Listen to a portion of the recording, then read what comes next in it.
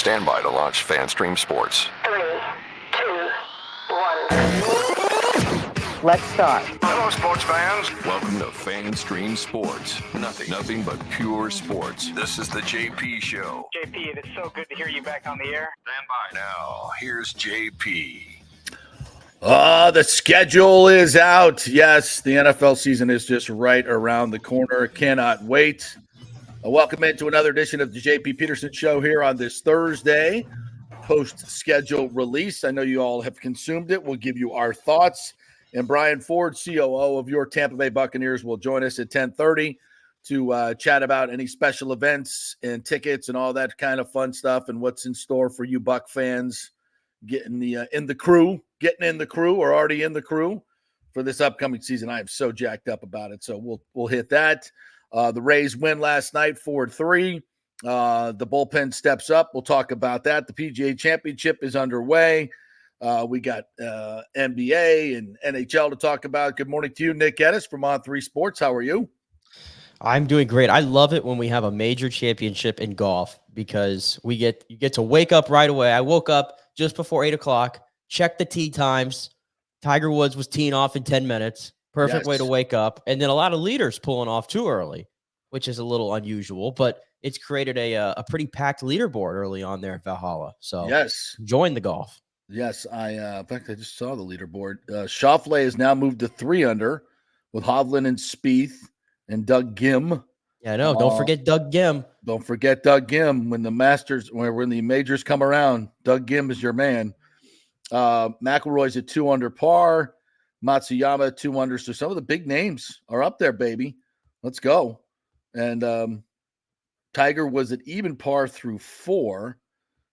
Still through 5 now. So that's good. So not too far off the pace. So we'll keep you abreast of what's going on at the PGA Championships. We got all our picks yesterday from Johnny Gerber. Hope you got those in. So away we go. So first impressions of your Buccaneers schedule. And we were talking about this beforehand. Let's not forget, folks, most times, like last year and previous years, the Bucs get screwed on the schedule. They have been uniformly screwed on the schedule for years and years and years. So to get something that I would think is even-handed, if not pretty damn good, is a major step in the right direction, a huge step in the right direction. It ain't easy. And by the way, don't look at these predictions that by numbers say that the Buccaneers have the 5th easiest schedule. That's weighted because of the 28 losses you throw in there with the Carolina Panthers, who, by the way, play the Bucs tough. It's a division game. So that's a little bit skewed. What you look at here to me is 5 division winners, which is the max you can play, I believe, 6 total playoff teams. You've got, by my count, 6 of the top 10 rated quarterbacks in the NFL on your schedule.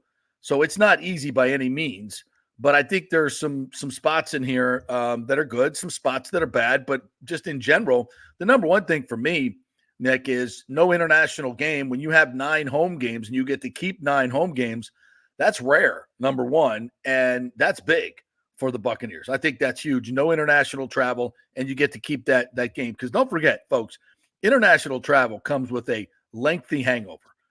Some teams weather it better. The Bucs have not for the most part.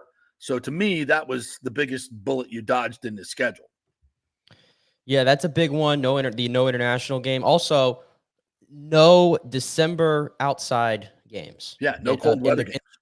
Yeah. No cold weather December games. That's awesome as well. And then a bye week that's in week 11. What was the Bucs bye week last year? It was week 5, right? Week 5, like it feels like they always have these early bye weeks, so they get one here at a good time in week 11, which is going to come. And then look at the schedule coming out of the bye.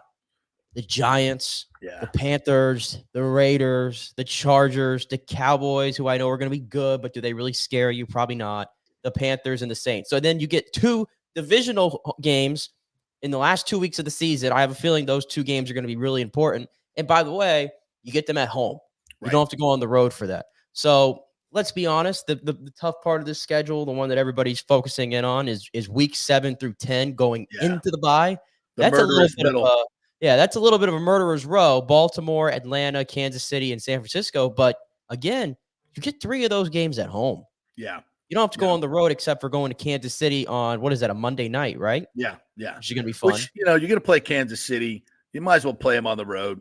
Chances are you're going to lose that game anyway. I'm not giving away any games. I think the Bucs can hang with just about anybody in this league. But you're probably going to lose it. So whatever. Go on the road on a Monday Night Football and get it over with, and then come home and beat the 49ers. Yeah.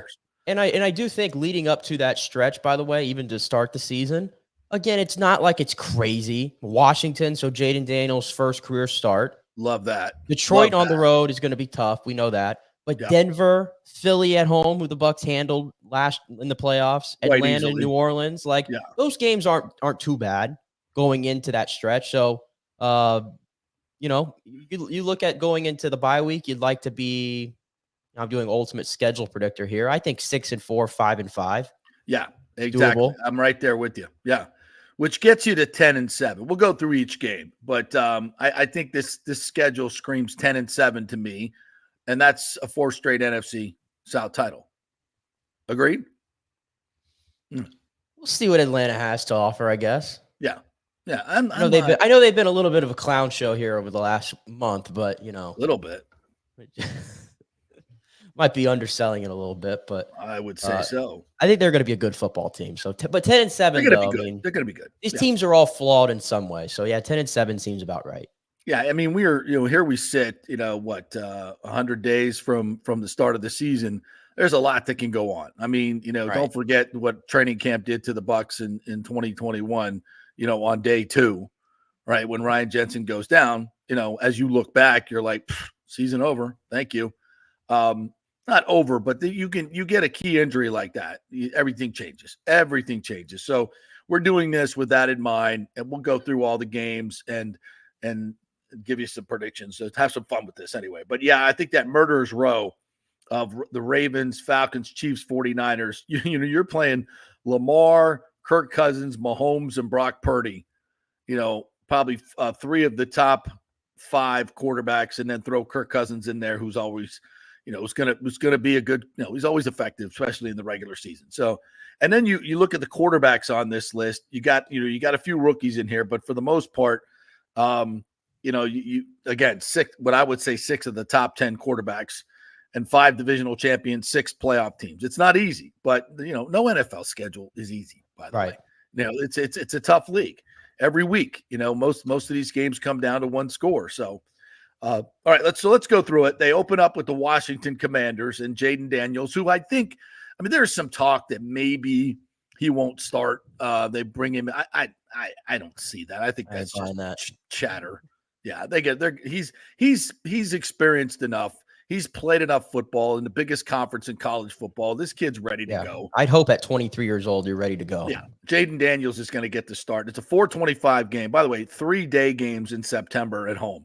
That's 2 1:00s too in September at home. Yeah. And we go back to the old adage, well, that's an advantage for the Buccaneers. No, it's not. It's not an advantage for the Buccaneers. Playing in the heat, practicing in the heat constantly is not an advantage for any team. I think it's proven out that way. And I know. And for all you that love your red jerseys, this just means more wearing white. Yeah, that's fine. When's the first time the Bucs are going to wear red? By my estimation, it ain't happened until week 7. So get ready for the white on white all the way to week 7. What's wrong with the white on white? Oh, the white on white. Unless you have to wash the uniform. At least put the white on pewter. When they do the white on white, you don't like that? They did that during the Brady years. I don't know. That might have been a Tom directive. That's crisp. Oh, I did not like the white on white. At least put the pewter in there. I like the pewter. I like the white on white. All right, so they get the Commanders. That's a dub. That's got to be a dub week 1, right? And then you go to Detroit, tough atmosphere. Brady might do that game, right? Playoff rematch, maybe. I saw already. I think he's already booked for that one. Oh, is he? He's going to be doing. So there's only like 2 games on the schedule that the Bucs could realistically have Brady as their announcer, is what I saw. Which, by the way, doesn't mean squat to me one way or another. I mean, I kind of like to see at least one game, but whatever. All right, so you got that, and then so at Detroit, I'm going to give him an L there. I'm going to give him an L on the road at Detroit. Does Detroit open on the road week 1? I think that's what I was checking here real quick. No, they open up. No, they open up on against the Rams at home. At home? So, Okay, so this will be the second home game. All right, so I still, I'm gonna give him an L there. Now you come home against Denver in Bo Nix, probably. I don't know if they'll be starting by then, but probably Bo Nix. I would say that's a dub.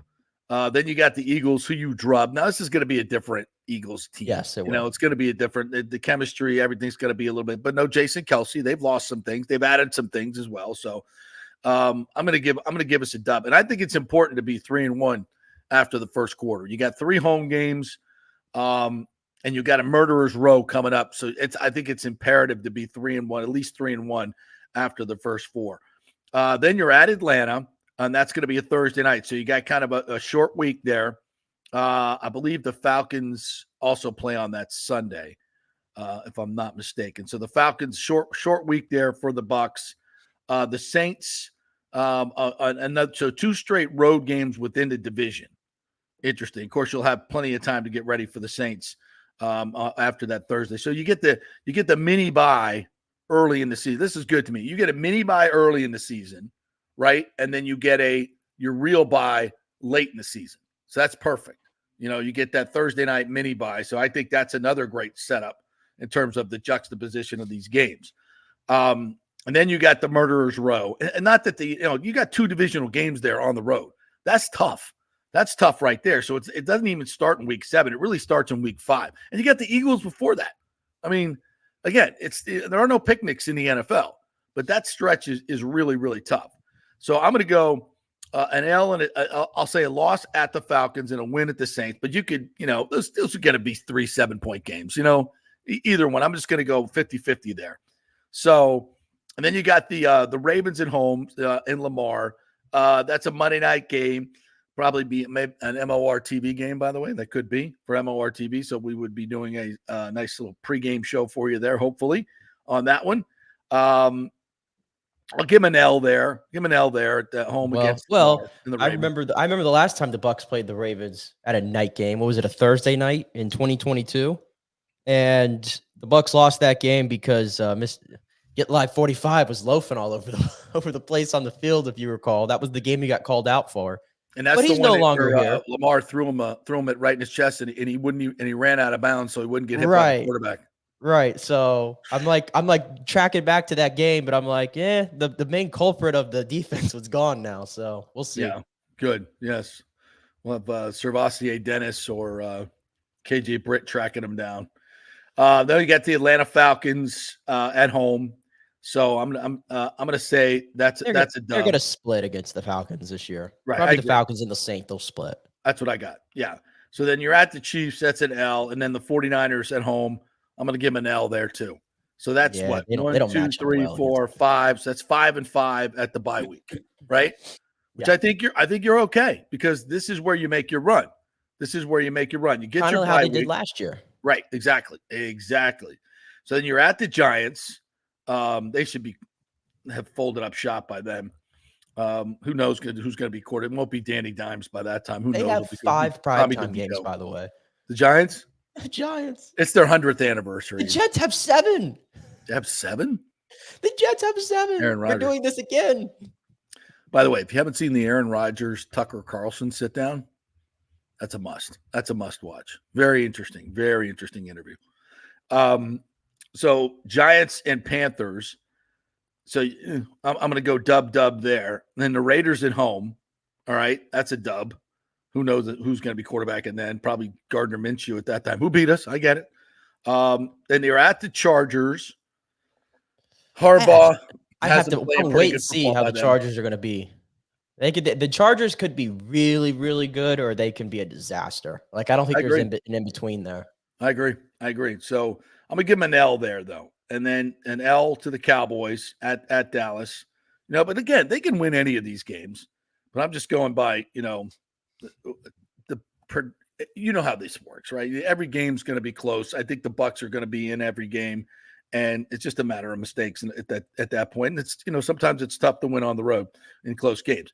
Then you get the Panthers and Saints at home at the end of the year. You got to win them both to win the division. I think you step up and you get 2 dubs there. So I got them going 10-7. The 10-7 mark. What do you think? Yeah, I think 10-7 is realistic. I mean, last year was it 9-8, right? It went 9-8, and you have to ask yourself, do you feel like the Bucks are a win better this year? And I mean, I think if you get, it depends. There's some factors here. Like, let's be honest. Like, are we going to get the Baker we saw last year? I mean, there's still that part of I me. think he's better. I think You, Baker's you, better. you probably could think he might be better, but there's still that part of me that has to see it. I need to see him put two straight good years together. I get it. And I see a lot of people commenting here, and we haven't talked about this much this offseason. It's crazy how the difference in the off seasons was. Last year we were talking so much about the Bucks have a lot of talent, but the head coach is going to doom them. Right. And now we're coming off a 9-8 game. He put his Picasso obviously against Philly. We haven't been really talking about Todd Bowles. No. But I see people in the comments. But there's people here in the comments that are talking about concern about Todd Bowles. I do not disagree. Let's get to some of the comments here. First of all, Yeezy, good morning to you. If Bucks are 500 by the bye, we can get over double-digit wins. Totally agree. 500, but if you get 6-4 there, and I think that's doable. But I'll just go. I'm being a little conservative. Guys, the problem is Bowles is still the head coach of this team, says Bucks Basement. How many games did Bowles lose because of his awful time management skills? We think that's going to improve next season. Yeah, I think he got better as a head coach last year. I still think, the timeout situation is ridiculous. The challenge situation is ridiculous, but I did see some growth in that area last year. I still would like to see them be a little bit more urgent when it comes to making obvious changes in personnel. See Matt Filer, Devin White. That's what Todd Bowles can't have is his defense, and that's obviously what he's focusing on. He can't have a game like what happened in Houston last year that the Bucks should have won.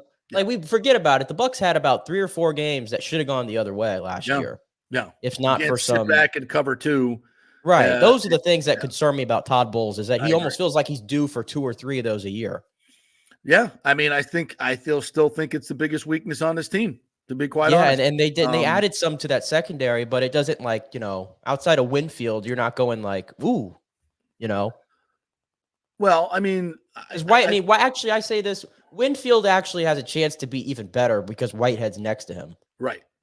Again, I think they improved dramatically in the secondary because you get Whitehead back, who's a smart player, really good communicator.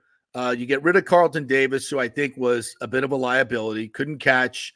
Never on the field either. Post contract was just never available, and that just really hurts your continuity. I think Zion McCollum really played well last year and is coming into his own and has tremendous physical skills. I think the drafting of Tyke Smith, it could give you an inside playmaker there, another playmaker in the secondary. Yeah. So they brought in Bryce Hall and Tavares. And Izzian's still here, and now Izzian's got a battle for his starting job too. Yeah. Jamel Dean as cornerback 1 is going to be, I'm not as big on that one, but it's kind of the only option they had. Yeah. So he can run. He can run and cover. He can't catch. The more I talk about it, the secondary does sound more improved. But again, we've just seen it though over the last few years. They're due for some real stinkers at times. Yeah. And in the addition by subtraction with Devin White and Matt Filer and Ryan Neal, as Meets McGee says, good morning to you, Meets McGee. Said JP, I'm concerned with Todd Bowles' in-season personnel decisions. Yeah, we talked about that. He had issues in that department the last 2 seasons. Yeah, I totally agree. He's got to be better at that. And the good thing about Todd Bowles is he's a super smart guy, and I do think that he has improved as a head coach in the last couple of years. Is that fair? I think year 1 was a tough year. It was a tough year for him. It was the whole freaking Brady thing going on. It was tough. It was. I was going to say about Todd improving. I mean, last year this is why you have to judge the whole season. But we recall the Bucks were 4-7 at one point last year, and I think everybody around town had him, on the chopping block. Yeah, bye-bye. We were waving goodbye. But did any of us see the Bucks going on a streak like that, like they did at the end of the year? No. Did you think the Bucks were going to win a playoff game last year? No, not when they were 4-7. And in the fashion they did, they were in the Final Four standing, and it wasn't like Detroit, beat the brakes off of them up there. No. So you came away like we're not even, like I said, it's so weird this year. It's like we're not talking about Todd Bowles as a problem. Right. We're not doing it. Which I think is I don't think that's right. I think it's still an issue. I think he's it's still one of my issue. bigger question marks on the football team. I agree. He always just will be because of his track record. Right. Until and I think it got better in year 2. So you expect it to get better in year 3. Yeah, but I gave him his due for that, everything that happened last year where they could have folded shop and the team could have let him down, and they kept playing and they got into the playoffs. Like I give Todd Bowles credit for that. Absolutely, as he deserves. And listen, we're not saying he's a horrible head coach. It's not what we're saying at all. We're just saying that the personnel is good, and he's demonstrated even in the Lions game with the lack of timeout at the end of the game, right before half. There's just a lot of game management issues that I still think persist, and he can get better at that. I think game planning, this coaching staff does a pretty damn good job. I think offensively they'll get better with Liam Cohen. I was going to say that more experience. Yeah, I was going to say that you don't have to deal with, and this is not a knock against Dave Canales because we always knew this was going to happen. But you don't have to deal with an OC that by the time we get midway through the season is still trying to figure out, okay, what's my best this? Plays. Yeah. How do I sequence this? Because his play sequencing last year was disastrous at times. I don't think you have to deal with that this year. You have an OC that's ready to roll. No, I agree. James says if things go Bucks' way, defense improves, secondary better, offensive line better, then Bucks will go 12-5. Wow, I'm banking on the improved culture without Devin. Baker has another real good year. I think all that's very plausible. I think the running game is the big equalizer because again, you're so bad at running the football and you still win a playoff game. You win a division and you can't run the football. That's rare. That's very rare in this league. So I think you have a dramatic improvement in the run game, and I think dramatic. And by the way, the hate on Devin White, I think, is not. I have to disagree with some of my esteemed colleagues. I think Devin White will be much better with this offensive line in this system. We'll see. I'm sorry, who? I'm not Devin White. Rashad White. Sorry, okay. Rashad White. Yeah, I think that's. I heard you say the hate on Devin White was like. No, my bad. I was like, hold on. Rashad White. Thank you for calling me. Yeah, reboot. Rashad White. I think, some of the metrics that we talk about with him is running back one and, yards after contact. If you're getting contacted in the hole by 4 guys, you ain't going to get much yards after contact. You put him out into space, he's one of the best making guys miss. So give him a little space in the running game, open up the running game with 3 wide instead of having, 75 people within a 12-yard with this. We're going triple tights trying to blow people off the ball last year. We got nobody that can do it except for Tristan Wirfs.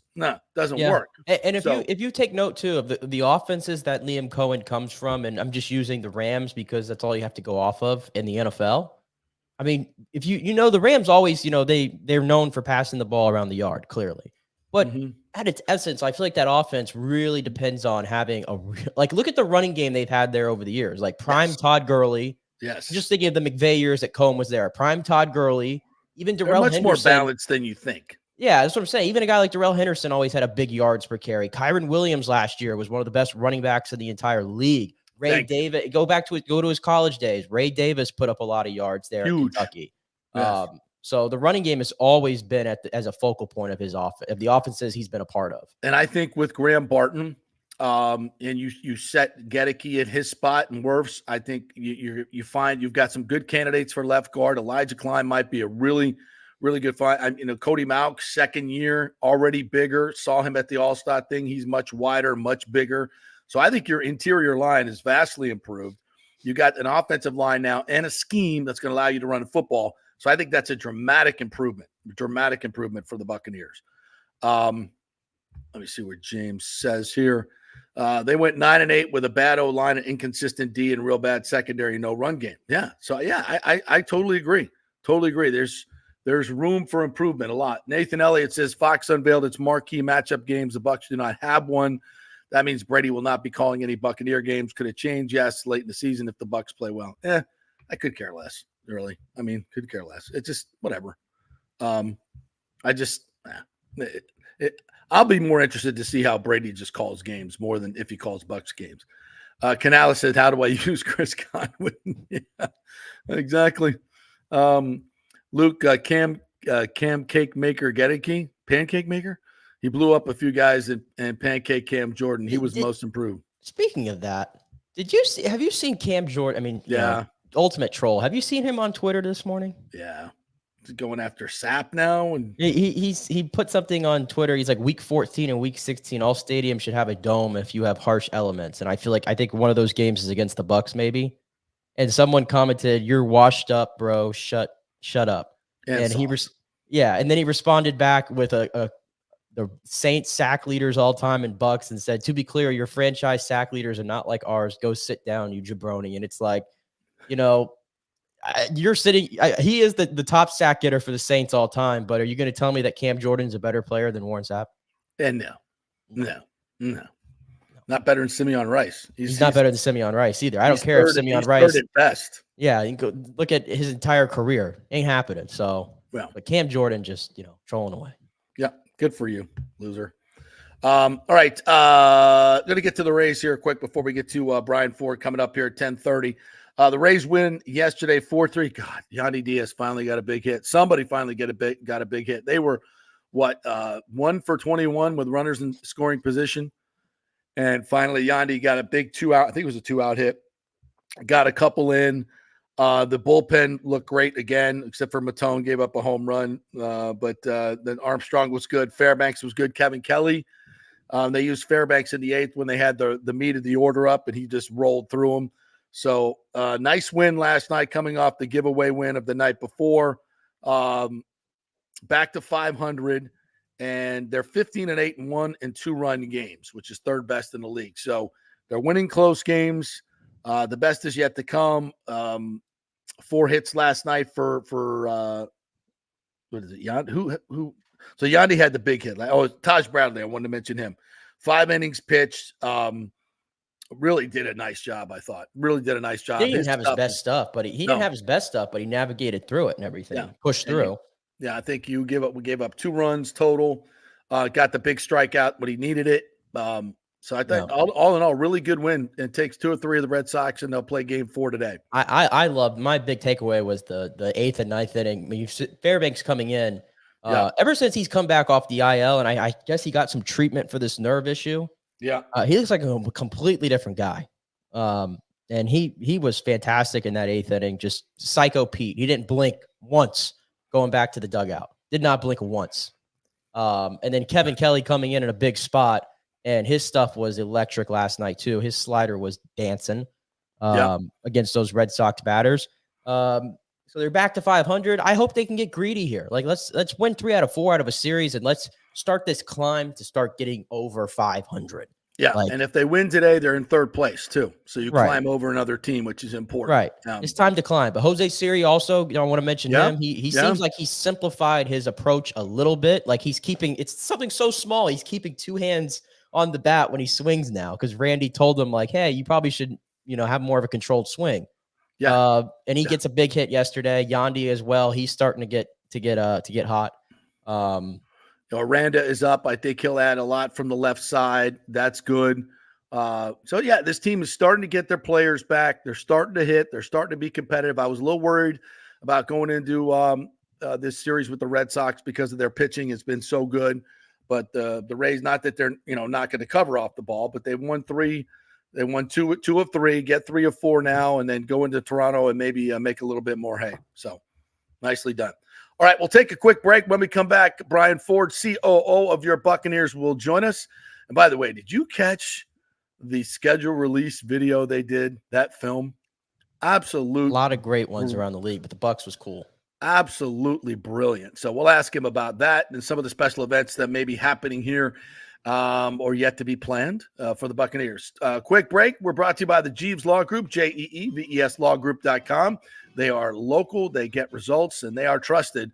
Scott Jeeves, great dude, great group of lawyers over there. They know the local landscape. So if you're in an accident here locally, go with the local company that's big enough to go up against the insurance companies, but small enough to make you a priority. That is the Jeeves Law Group. Get a free case evaluation by going to the website, jeeveslawgroup.com, JEEVESLawgroup.com, and tell them JP sent you. Also, we're presented by Hydrate Heroes. Go to tryhydrateheroes.com and get your free 3-pack. That's tryhydrateheroes.com. Back in 3 with Brian Ford.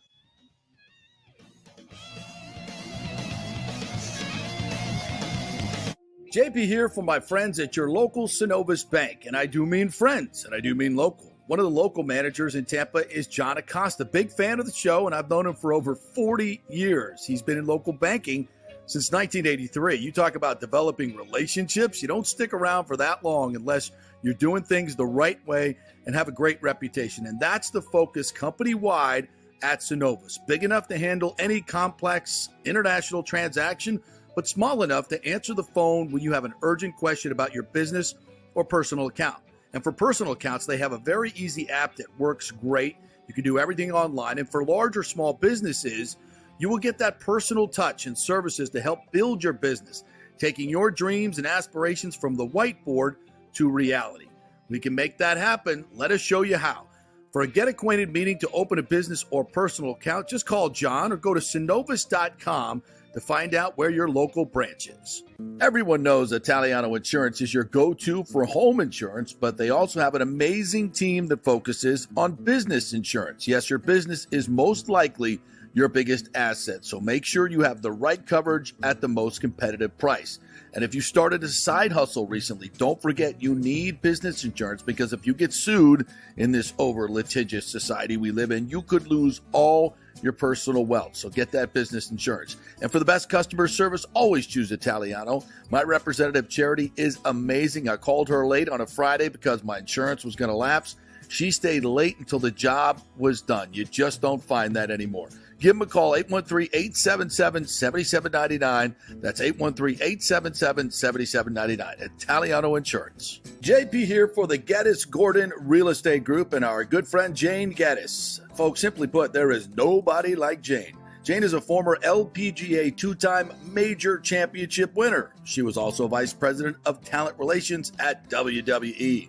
She also has a law degree from Stetson. So if Jane can drain a 10-footer to win the U.S. Open and stare down Hulk Hogan in the boardroom, you want Jane on your real estate team to not only negotiate the best deal, but find you the perfect home or investment property. And when you work with the Geddes Gordon Group, you become part of the real estate family and get concierge services that include expertly staging, marketing, and preparing your home for sale. Advice on golf properties. Hey, you might even get some golf tips. Many of their clients become friends long after the sale or purchase is completed. It's all part of the deal. So if you're looking for that perfect home or investment property or try to get top dollar for your home, go with Jane Geddes and the Geddes Gordon Group, because there's nobody like Jane. Call 813-485-6808 or go to geddesgordon.kw.com. That's GEDDES Gordon.kw.com. or call 813-485-6808.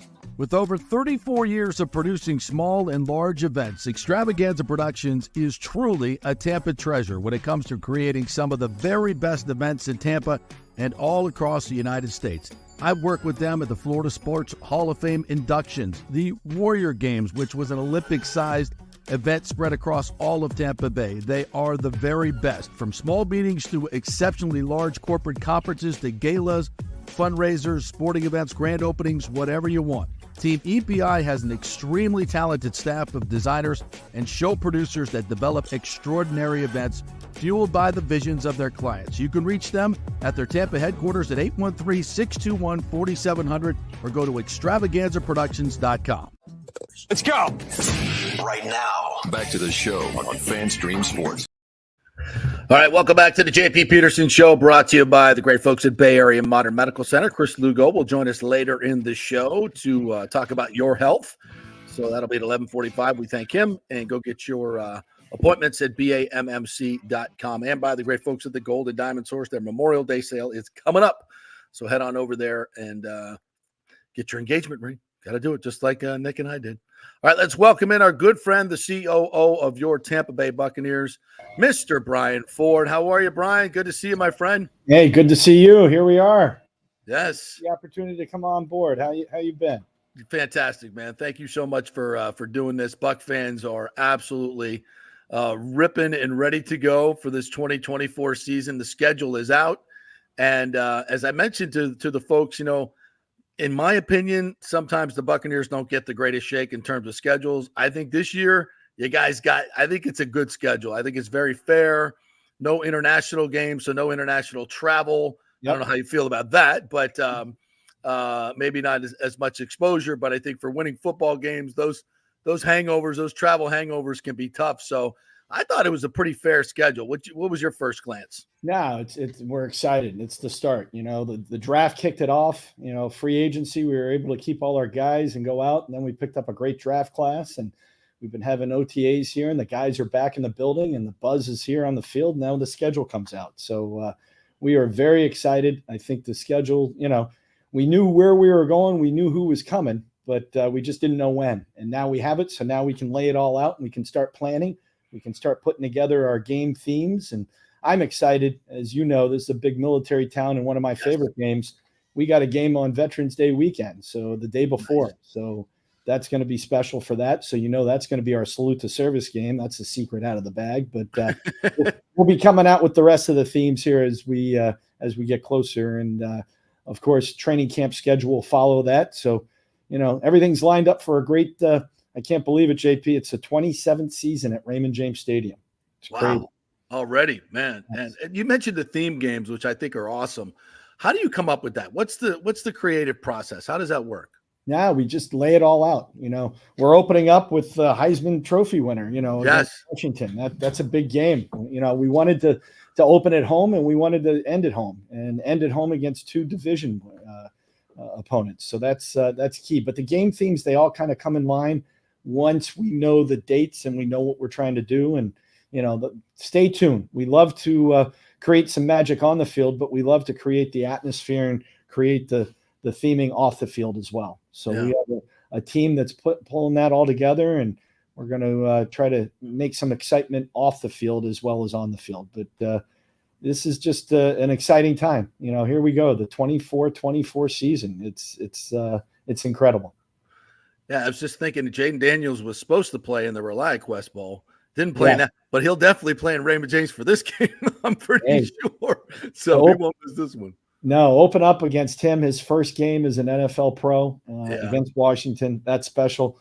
We got all four teams that played in the championship games this past season. Think about that. Yeah, how about that? And you've also got three games, or at least two 1:00 games, right?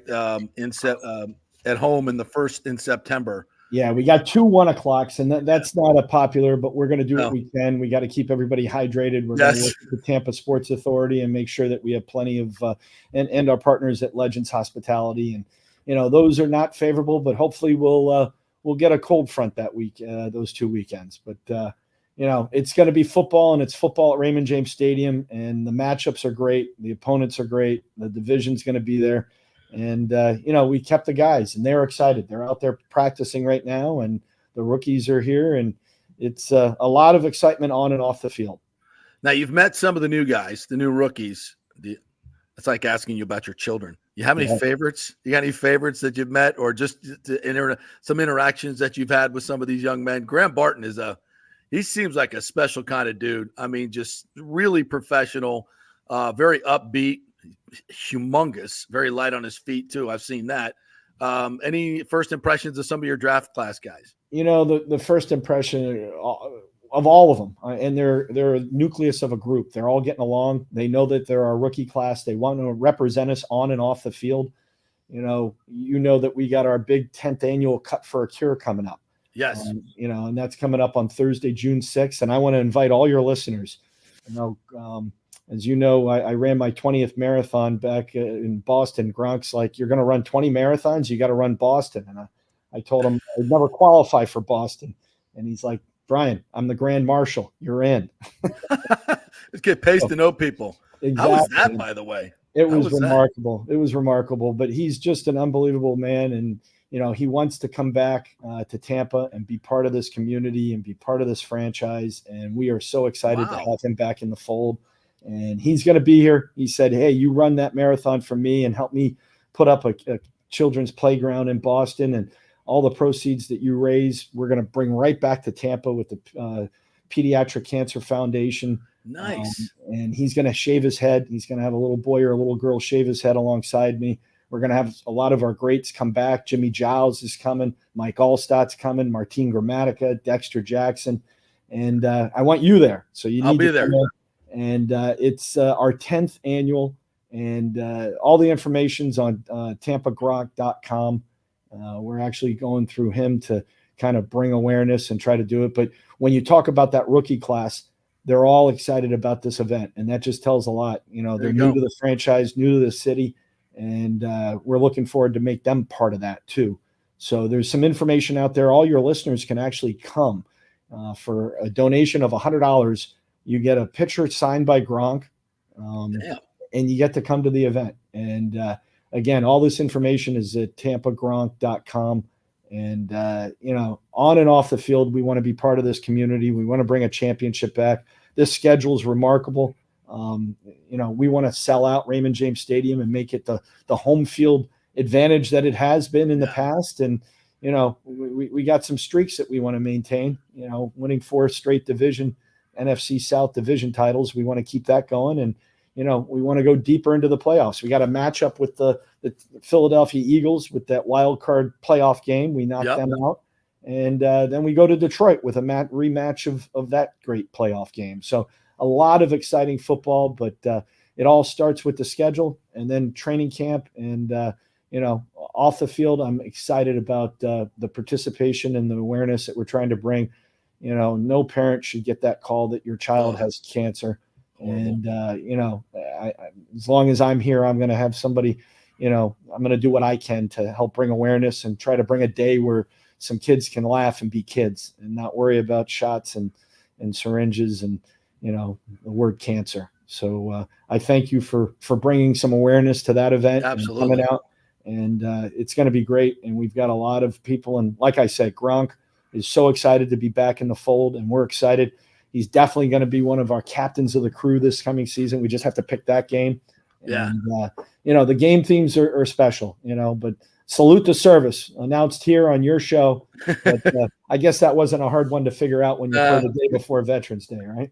Yeah. And we're not doing Ring of Honor this year. We take a break from that, that happens from time to time. So if you're looking for that game, don't worry about it. We're not doing that, but there'll be other themes that are coming on that'll be fantastic. You've got 4 primetime games, which is, yes. I thought that was a little eye-opening for me, but I think that's because you mentioned this at the top. You bring Baker back, you bring Mike Evans back, you bring the whole band back together, and I think that obviously gives you some marquee value, and the networks agreed and gave you 4 primetime games. That's pretty damn good. No, it's remarkable. I wish all 4 of them were at home, but we do have that big matchup Monday night against Baltimore. Yes. They had the best record in football last year, and they're going to come to our house on Monday Night Football. Yeah. So we are excited. Week 7, it's October 21st, ESPN, and the other primetime games on the road. And then we can be flexed, and that's the beauty of the flex. It's a little inconvenient, but from a fandom standpoint, you want the best games on the primetime. And, once the schedule comes out, things change. And when teams rise, we got flexed last year and into a couple prime time, and that's what we want to do again. So, and how do you end it? What's a better script than to end with 2 division, Carolina in week 17 and New Orleans in week 18. And we don't know if that's a Saturday or if it's a Sunday. So a lot of exciting things, but it's going to be an exciting year. And we appreciate your coverage throughout and being a part of Buck Nation and bringing it out. We appreciate all your listeners, and I can't wait to see everybody out at training camp for sure. Yeah. Hey, you mentioned sellouts, and we've talked about this on our show, and we want to get, and not just with the Bucks, but with the Lightning and the Rays as well. We want to get more Tampa Bay fans in here, and I know you guys as an organization do a lot to do whatever you can to make sure we're not selling tickets and there's more fans here. Is anything you want to give us a pep talk? I try to give the fans a pep talk. It's like, let's keep our tickets. Let's give it a home field advantage. We don't want anybody behind their bench giving them any juice at all. So give me a Brian Ford motivational speech. Like, come on, Buck fans. Let's make it our house 100% this year. No, right? I appreciate that. Exactly. And, we try to provide value throughout year round. And for our season pass members, we value them, all of them. And we really appreciate the feedback. And we want to exceed their expectations on and off the field. And, come Sunday, come Monday, come Thursday, we want Buccaneer fans at Raymond James Stadium. It has been known as, someplace that you don't want to play from opposing teams. Yep. And, that game against Philly, that playoff game, that wild card game last year, I mean, we rocked the house. And that was probably one of the most memorable games that I have personally. And I've been there to every game at Raymond James Stadium. And that was one that'll go down. The fan support and it was fitting against Philly. Yes. And that's what we want to have, week in and week out. And it makes a difference. Hell and yeah, I know that people's schedules are crazy in the secondary market, but, I assure your listeners that we're doing everything that we can to provide an afternoon of entertainment on and off the field. And we, for the sake of Tampa and Titletown, Tampa Bay, same thing, as you mentioned with the Lightning, we want our fans and we want to be known as the sports capital. And we really are. And, it takes everybody and it does make a difference. So we just encourage, we're doing our part. We have limited tickets available, but we still have tickets. Go to Buccaneers.com. They're out there. I didn't want to turn this into a sales ship, but no, that's okay. No, we are looking. No, we are looking to make Raymond James Stadium a home field advantage that it has been and that it can be. And I point back to that playoff game against Philadelphia. Yeah, that environment was electric, and our players are still talking about it. Baker Mayfield still talks about that night at Raymond James Stadium, Monday night against the Eagles. It was electrifying. He said it was one of the most, awesome feelings to come out of that tunnel and to hear that crowd and then to take us all the way through that game. And it takes everybody. And, we want to provide that backdrop, but it takes the fans of Tampa. And we thank them for their support. We got the best fans. I talk about that. This is a sports town. And if you're going to take the time and come to all the games. And, let's create some memories on and off the field. And we're trying to do our part at Bucks Beach and different things. We got a whole game day where we try to change it up. People talk about our game day experience and anything new this year? Oh, we got all sorts of stuff that we're planning new, and we want to change it up so it's exciting and so it's different. And we got to reinvent ourselves. We challenge each other every day. The Glazers, I credit them. They want to, be number one on and off the field, from a customer service standpoint, from a fan engagement, and from a fandom standpoint. And, it starts with the schedule. We got the schedule now. We know it. Yeah, we got a couple games at 1:00 in September, but you know what? That's home field advantage when it comes time against the other team. Our guys are going to be used to it and ready for it. So we just, we encourage the fans to come out, and we're going to do our part and make sure that we have what we need to have so it's a safe environment. But I want to, let's get out in front this season and start on the right foot against Washington. Yeah. Thanks for this opportunity. Thanks for bringing that up. And again, to all your listeners, I thank them for their support ongoing. Yeah. 27th season at Raymond James Stadium, home field advantage.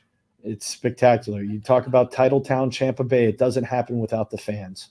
Yeah, I got to give you a shout out. And I don't know who's doing your social media or who's in charge of all the digital stuff that you're doing. That film that you put out for the schedule release was should be an award winner. That was Steven Spielberg-esque. That was absolutely fantastic. Clearly a lot of thought and effort went into that.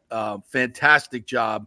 And you guys really, really are on the cutting edge. Your website, social media, absolutely fantastic stuff. We got the best, and thanks for mentioning that. And I encourage all the fans, if they haven't seen it yet, go to Buccaneers.com. It's there. And, JP, to tell you a little bit behind the scenes, we had that structured, okay? We had it ready, but we didn't get the schedule until the morning that it was released yesterday. So our team had a scramble to kind of put that together. We knew what the teams were, but we had a scramble to pull it all together.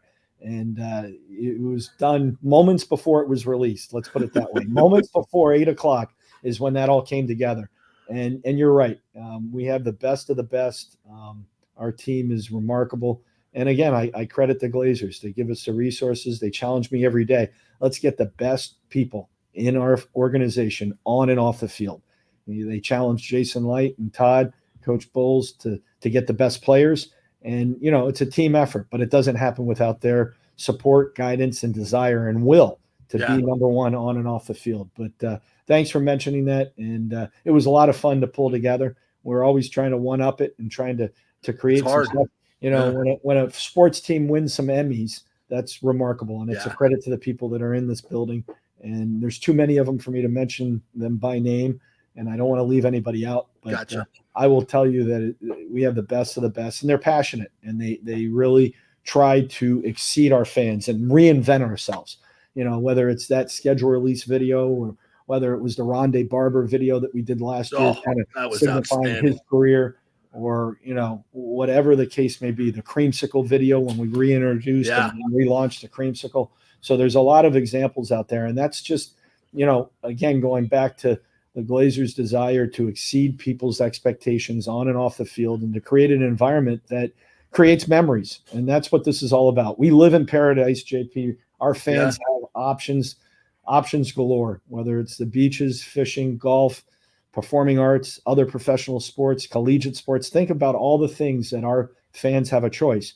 So if somebody comes out to Raymond James Stadium, becomes a Buccaneer season pass member, suite holder, sponsor, you know, it's our responsibility to make sure that we're exceeding what they expect to get each and every day. And we have to keep reinventing ourselves. And that's the fun part.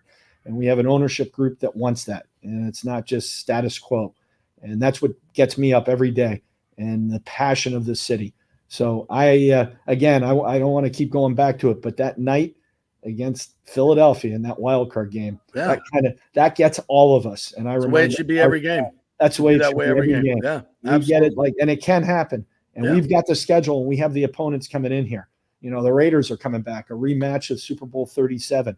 I mean, when you go through the list of opponents that we have coming, you're going to see some of the top talent. The past 8 Heisman Trophy winners are coming to Raymond James Stadium. It's an incredible schedule, incredible lineup, but we got to do it on and off the field each and every day. So again, I don't want to take up too much of your time. And we could go on and on. And you probably got a lunch you got to get to. By the way, Nathan Elliott says hello, and he'll be there for the Cut for the Cure. So he will be there. Big fan of yours. Big fan of the Bucks. Well, hey, Thursday, June 6th. Let's do it for the kids, as Gronk says. I sent you a video. Yes, I already posted it. Yeah, if you post that and you can play it for your listeners. That's Gronk, and that's the passion that he has for this town, this community, and the kids. And as he says, let's do it for the kids. You know, it's our 10th year. I want to raise the bar. You know, $87, you get a picture, autographed picture of Gronk. He'll sign every one of them. That's fantastic. But for another $13, come on out and come out to our indoor facility. There's going to be activities, but most of all, there's going to be some of my heroes. You know, you talk about the players, but the real heroes are the families, the siblings, and these patients, these pediatric cancer warriors, as I call them. Yeah. And, you know, all we want to do is give them an afternoon to forget what they're up against and just be kids, and to give the parents a chance to watch their kids be kids. So, well, I think it's awesome. Else. Yeah, I think it's awesome, Brian, that 1 o'clock. That Gronk, and you said it, I didn't know this, but he's going to make his home here in Tampa Bay. And I know he's got some business interests. He's already started with his healthy drive-through salad company. I think it's Greenleaf. I think if I'm saying it. So he's got that. But the fact that he's going to be part of the Bucks organization and be here and live here, that's huge. And that's, you know, he's a pretty big star. He moves the needle, so it's nice to have him in your back pocket when you need him for events like this. He's a great guy, and his family, his dad, his father lives here, and I tell you, and they love him up in Boston. I mean, he was the Grand Marshal of the Boston Marathon, and what an experience! But you know, Heartbreak Hill broke me. Did it hurt you? Did it hurt you? I was about 20 minutes off my 19-year average of marathons, but I finished. And I think I'm going to stick to flat courses coming up. 2021 is going to be a flat course, I think. But no more hills for. I'm a Floridian, right? And the amount of mental strength it takes to run a marathon is I am in awe of you and anybody who's ever done it.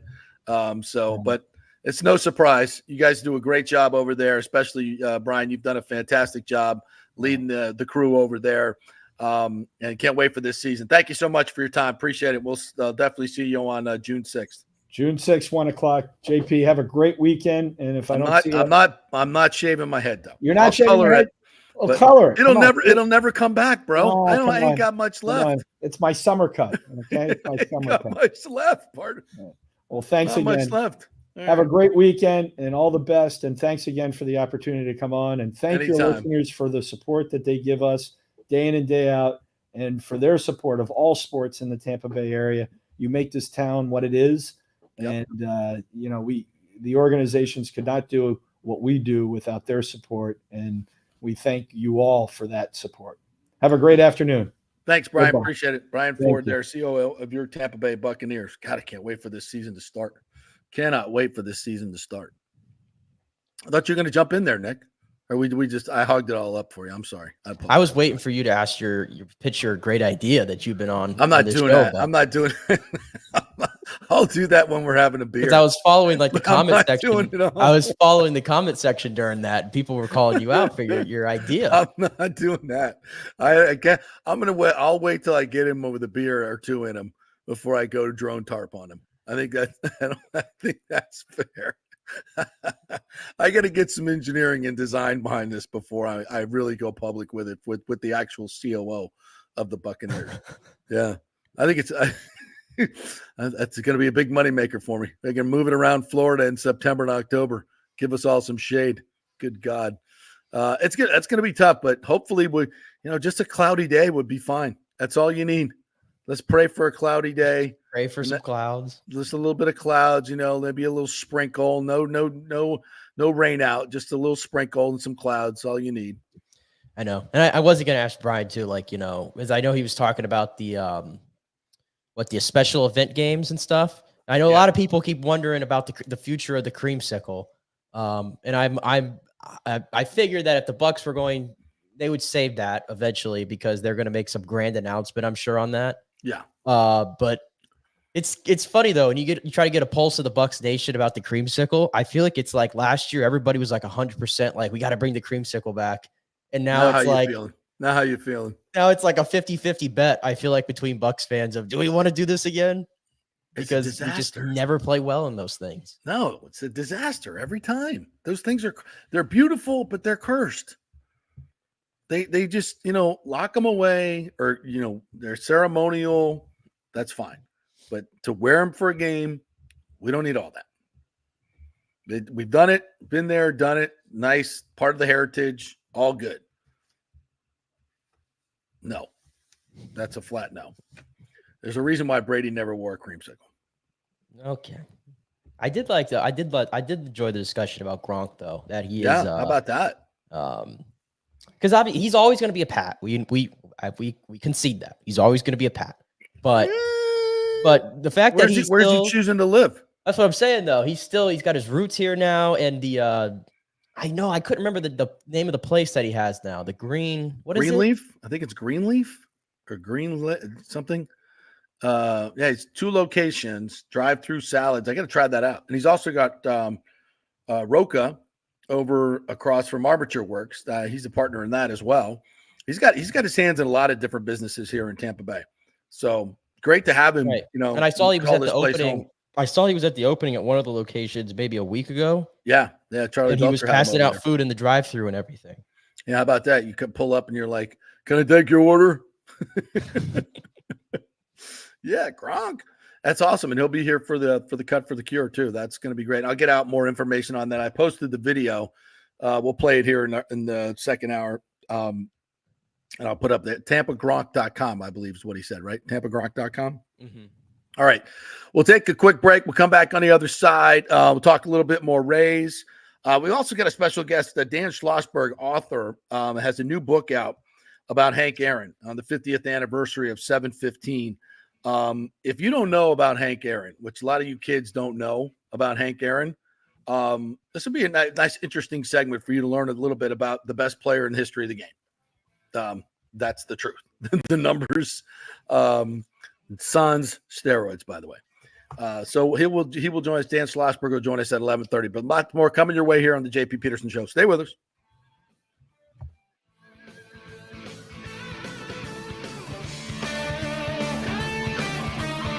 Are you looking to be more productive and healthier? Do you know chronic dehydration affects your overall health and well-being?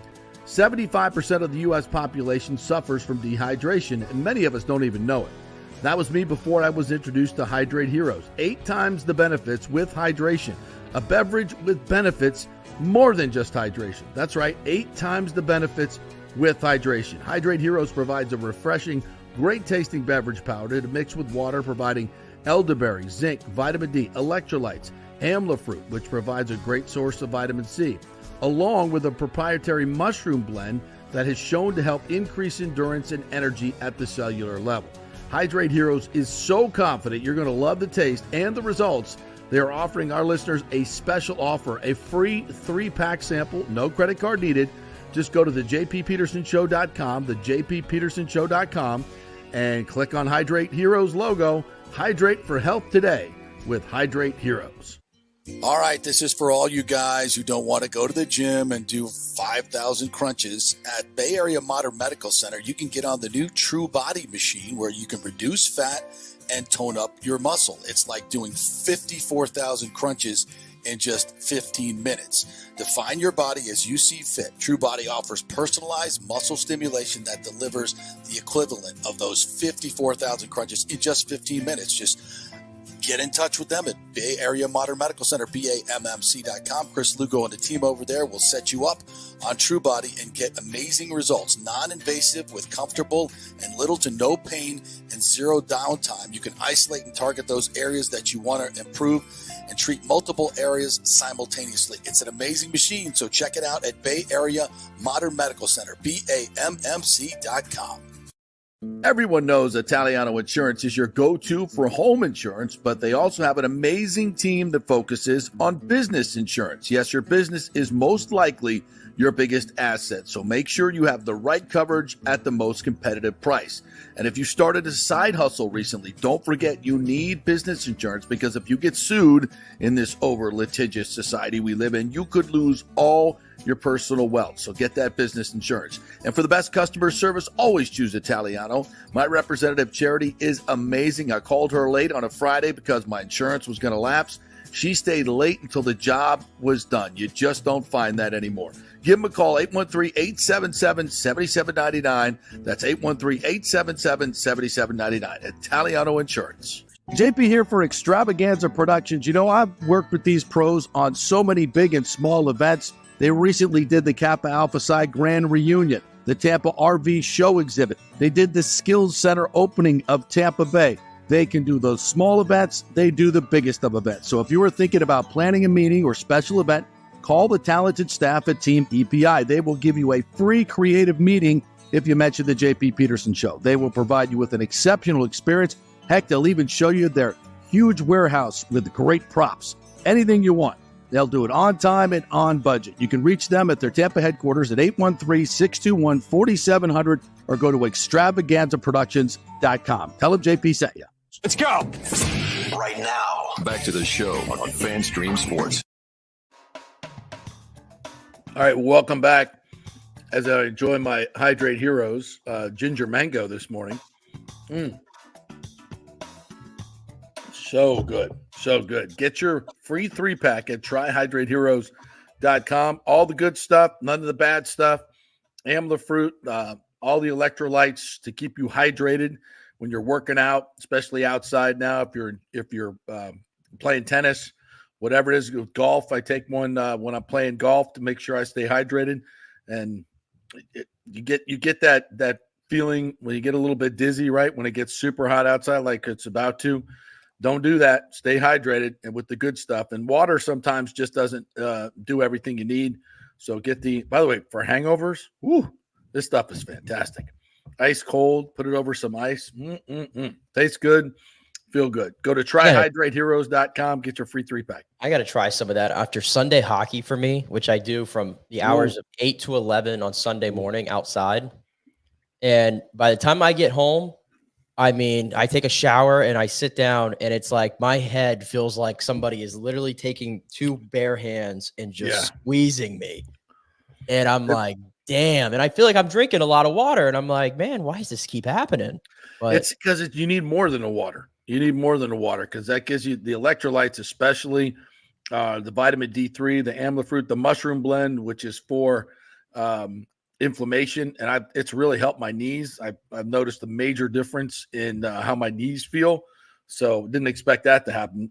And so not just after, but while you're playing, definitely take this with you because it'll improve your performance as well. In my opinion, we can't make that clinical statement, but in my opinion, was that statement approved and regulated by the FDA, JP? No, it definitely was not. Oh, most certainly was not. But in my opinion, it certainly helps. So go to tryhydrateheroes.com. All right, we got some other comments coming in. Angelo Provenzano. Hello, Angelo. So when are we getting a cover for the stadium like the one the Dolphins have?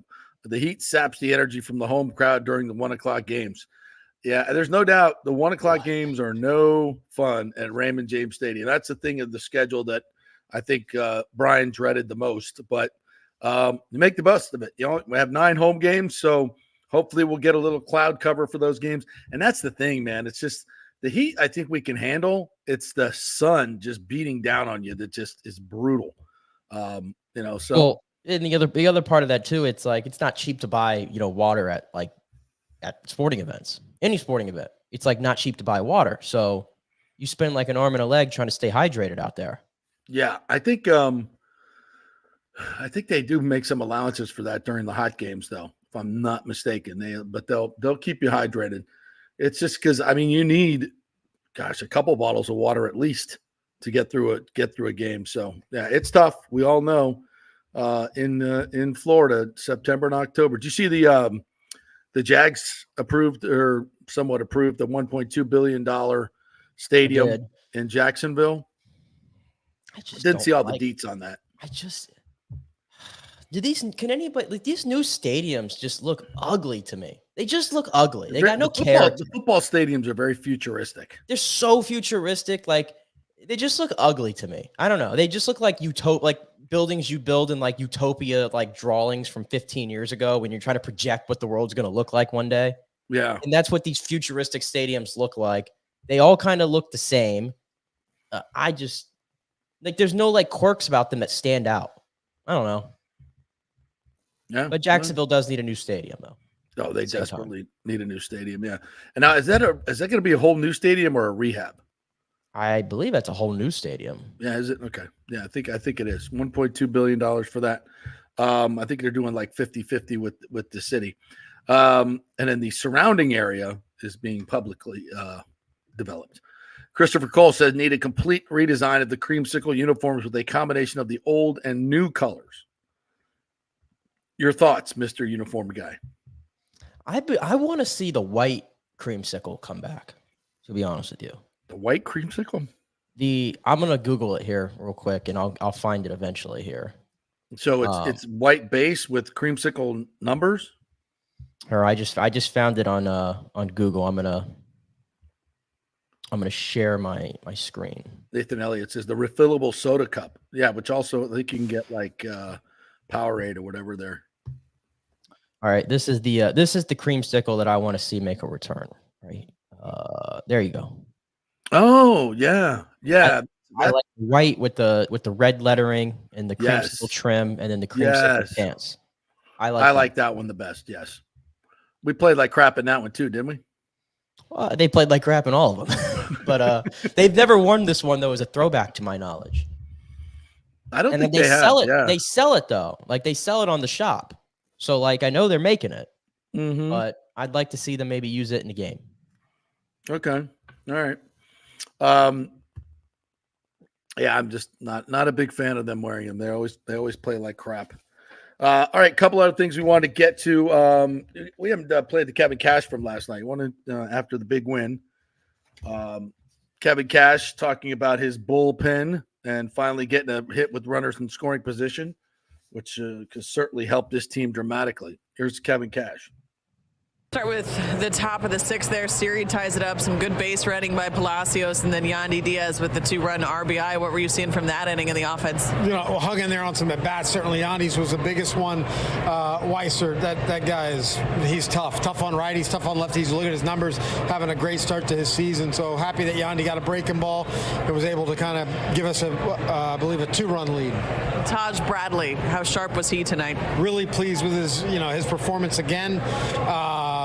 The home run and Duran, you take that Abreu and Duran out, and we're talking about a pretty immaculate game. Tip your cap to those guys, but his stuff was really good again. Made big pitches for us. When he missed high a couple times, he was able to hit the reset button and execute pitches. Bottom of the fifth, bases were loaded. He was able to get the strikeout to get out of it. I mean, just what did that show you, him in that challenge? Well, I mean, a lot. Look, that's the same guy that hit the home run off of him. I mean, certainly Taj knows that in the moment, but I don't think he let that affect him. Said, I just got to execute pitches in this moment, and I think it was a three-pitch punch out. Yeah. Talked before the game at the bullpen. I mean, Phil got through what he had, and then it seemed like pretty quick work after that. Really good work with the bullpen, having Adam and Cleve down tonight. Appreciate Pete coming in there in the eighth, trying to get the best matchup. Felt like he was definitely the right guy to come in and face right in the middle of their lineup. Pretty selfless by him. And then KK finished it off. Like, he hasn't been in that role very often, but he certainly looked comfortable out there. What have you seen from Yandy's at bats lately? It seems like he's back to just hitting the ball, finding holes more consistently. Yeah, I mean, he's hitting the ball harder again, and I think probably a little bit more in the air. And that ball today was rifled up the middle, didn't get off the ground that high, but just enough. But he's a good hitter. It was just a matter of time for him to get going.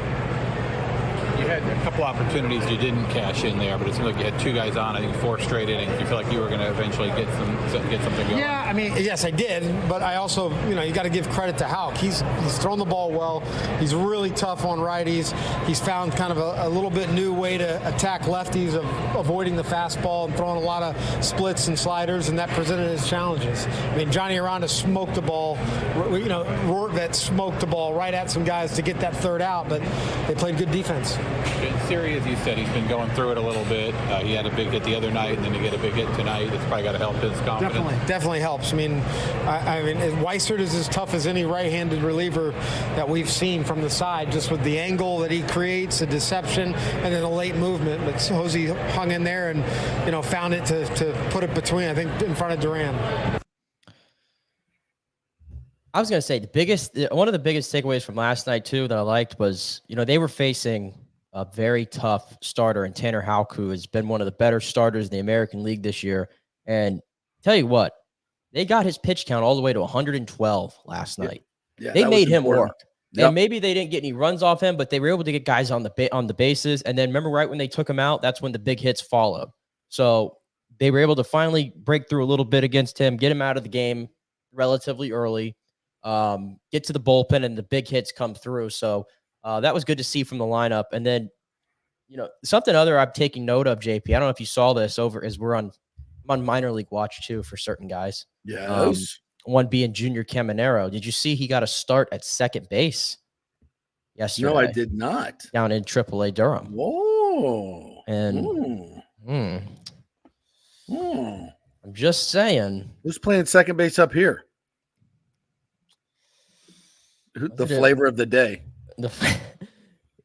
Are you capable? Can a glove go on your hand? Does it fit? Can you play second? That's how it's been. Well, who played second? Yes, was Aranda played second yesterday. Mm-hmm.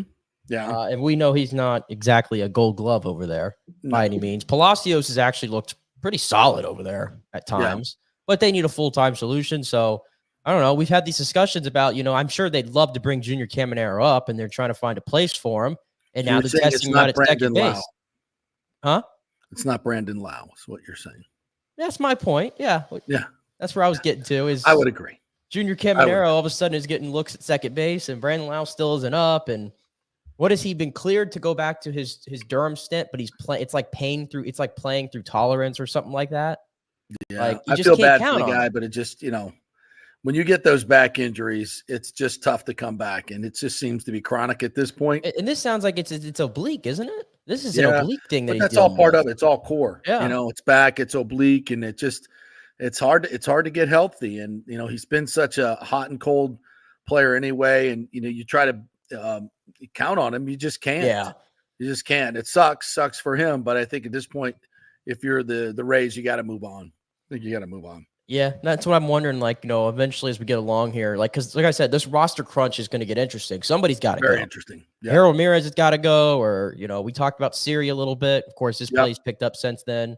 So somebody's going to get moved. Somebody's going to get moved. Who knows? Maybe it is a Brandon Lau. I don't know. Yeah.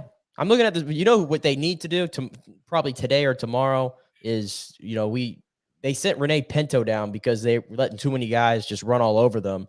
And maybe that's not happening with Alex Jackson, but you saw that he struck out 16 times in 21 at-bats so far since he's been up. Brutal. We're back to getting no production from the catcher position again. So that's a little tweak that I've been looking at. And then, again, what they're going to do at shortstop, because I think Jose Caballero has hit a little bit of a wall at the plate. I don't know if he's a full-time guy right now, and we know that Taylor Walls can't be counted to be that guy either. Well, at least defensively, Caballero, he's so, he just can't have those routine balls, those routine plays that you don't make, Right. He makes some spectacular plays. He's just not consistent enough, for an everyday shortstop. And if you're not going to be consistent from a glove standpoint, you better be damn good with the bat. And he's not. Right. Hasn't been super consistent with that either. Yeah. So. Hey, by the way, have you tuned into the new stat that MLB created over this week? They have a new stat now. Swing speed? Another new stat. Well, the swing speed one came out, which was pretty interesting. Isak Paredes, by the way, has the slowest swing speed home run this year. Yeah. Not surprising. But they have this new stat. It's called a blast. And what is that? Not a home run. Not a home run. But they call it a blast is the most valuable swing there is. It's a swing that is squared up and fast. So apparently the bat speed has to be at least 82 or over in order to be qualified as a blast. Right. And then hit on the barrel, as perfect as you could get. And I found it interesting because they put the top 10 so far this year. And through his struggles this season, Yandy Diaz is 6th in blast among all major league hitters. Isn't that going to be really similar to exit velocity? I would think that'd be really similar to exit velocity. How much different is it than exit velocity? If you're swinging fast and hitting it on the barrel, that should equal exit velocity. Well, not every. Again, the whole new thing with the bat speed is what kind of dictates this from what I read. So it means you have elite bat speed and you're hitting it at the perfect spot of the bat. But obviously all the big velocity. Yeah, I guess so. It might be a new way of saying it, but I just found it interesting that Yandy Diaz, maybe he's been a little unlucky this year because I know his average is hovering around 250. Right. But according to this, going into last night's game, 6th in all of baseball in these blasts. Yeah, that means he's with unlucky. 45 of them. Yeah, hitting it right at people. Absolutely. Right. Which has been a problem for some guys on this team. Yes, very much so. PGA Championship update. Xander Schauffele doing his normal Thursday through Saturday. Being toasty for now. Yeah, 5 under par through 9. Tony Finau's 4 under through 6. The great Gim is 3 under through 12. Victor Hovland, who John Gerber picked yesterday as a possible winner, 3 under par. Jordan Spieth, another one that he picked as a long shot, to 3 under par through 6. Who else we got? Matsuyama's 2 under par. Let's see. Rory McIlroy's fall back to 1 under par through 8. Brooks Koepka 1 under par through 6. Thigala 1 under par through 6. Another one of Johnny's top 20 picks. Looking for Tiger. See how he's doing. Still looking for Tiger. I think he's still at 1 over through 10. Yeah, he's 1 over through 10. 1 over through 10. Yeah, the biggest surprise / disappointment this so far this morning is Ludwig Oberg is at 3 over right now through 11, tied for 66, and a lot of people were picking him as well. Yeah, that's no as good. a trendy, but now he's got an uphill battle to make the cut already. Mm-hmm. Mm-hmm. And by the way, Dustin Johnson, he's washed. He's washed. Wow, +4 through 8. John Daly's +5 through 7. For God's sake, he's hanging out with John Daly and Michael Block right now on the leaderboard. Yeah, I mean, he's just completely irrelevant since he's gone to live. He's turned completely irrelevant. Yeah, since he like went every to live, time, and I only see him play in these big tournaments, obviously now. But every time we come out to these big tournaments, and he obviously is, exempt, I think, through all of them. Like he's always like not making the cut anymore. Yeah, I said that when you started this carnival over there, 54 holes and your disco, fever going on over there. Yeah, I mean, wearing your shorts. I don't think it impacts everybody because obviously Brooks Koepka is the defending champion, and he's going to be in this. But how's DeChambeau doing? I don't know if DeChambeau. I haven't seen him on this leaderboard. I don't think he might have not. Has he teed off yet? He's even. He's even through 7. I tell you what, I don't know how much you guys talked about him yesterday, but it's like, was this like the first time I'm like really fighting the urge to put money down on Rory McIlroy to win? Yeah. That's always been the rule is I just don't pick Rory in these majors. I'm not falling for it. But last time he had a public breakup with he won the PGA at Valhalla. So I think he tried the same experiment. And the other thing was he's the last player to win his last two starts going into a major. Yeah. He's the last player to do that and then win that major, which was the last time he won, which was at Valhalla, by the way. Right. So it's like the stars are aligning 10 years later for him. And he's right now, I think, at 1 under. So he's hanging around the mix, but I'm like fighting the urge to throw some money down on Rory McIlroy. Have you seen Scheffler? I have not. I'm trying to find him. I don't think he's teed off yet. Well, I didn't even see him. What time his tee time is? Yeah, there it is. 2:13. So he tees off at 2:13 with Wyndham Clark and Brian Harmon.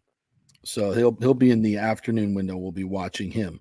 So Mickelson at 151, by the way. John Rahm is at 212. Okay, so another big one. So watch some of them go out. So once again, Xander Schauffele with the early lead. Wow, shot 5 under on the front side at Valhalla. That's pretty damn good. Pretty damn good. All right, we'll take a quick break. We'll come back on the other side. We will be talking with author Dan Schlossberg about his new book and the 50th anniversary of Hank Aaron. If you don't know anything about Hank Aaron, we'll have an interesting discussion about the greatest hitter in the history of the game. We are brought to you by the great folks at the Gold and Diamond Source. Their Memorial Day weekend sale is coming up. 5 years interest-free, which means you can finance $5,000 for $83 a month. You can get a $5,000 ring. That's pretty sweet. That'll be a nice one. So if you're saying you don't have the money right now, well, you got $83 a month. If she's that important, you got $83 a month. That's one of your tabs at the local pub. So put the ring on her finger. You got the money, interest-free for 5 years at the Gold and Diamond Source.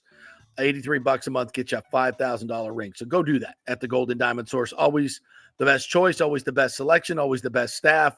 The Gold and Diamond Source, 3800 Omerton Road, and online at thegoldendiamondsource.com. Back in 3.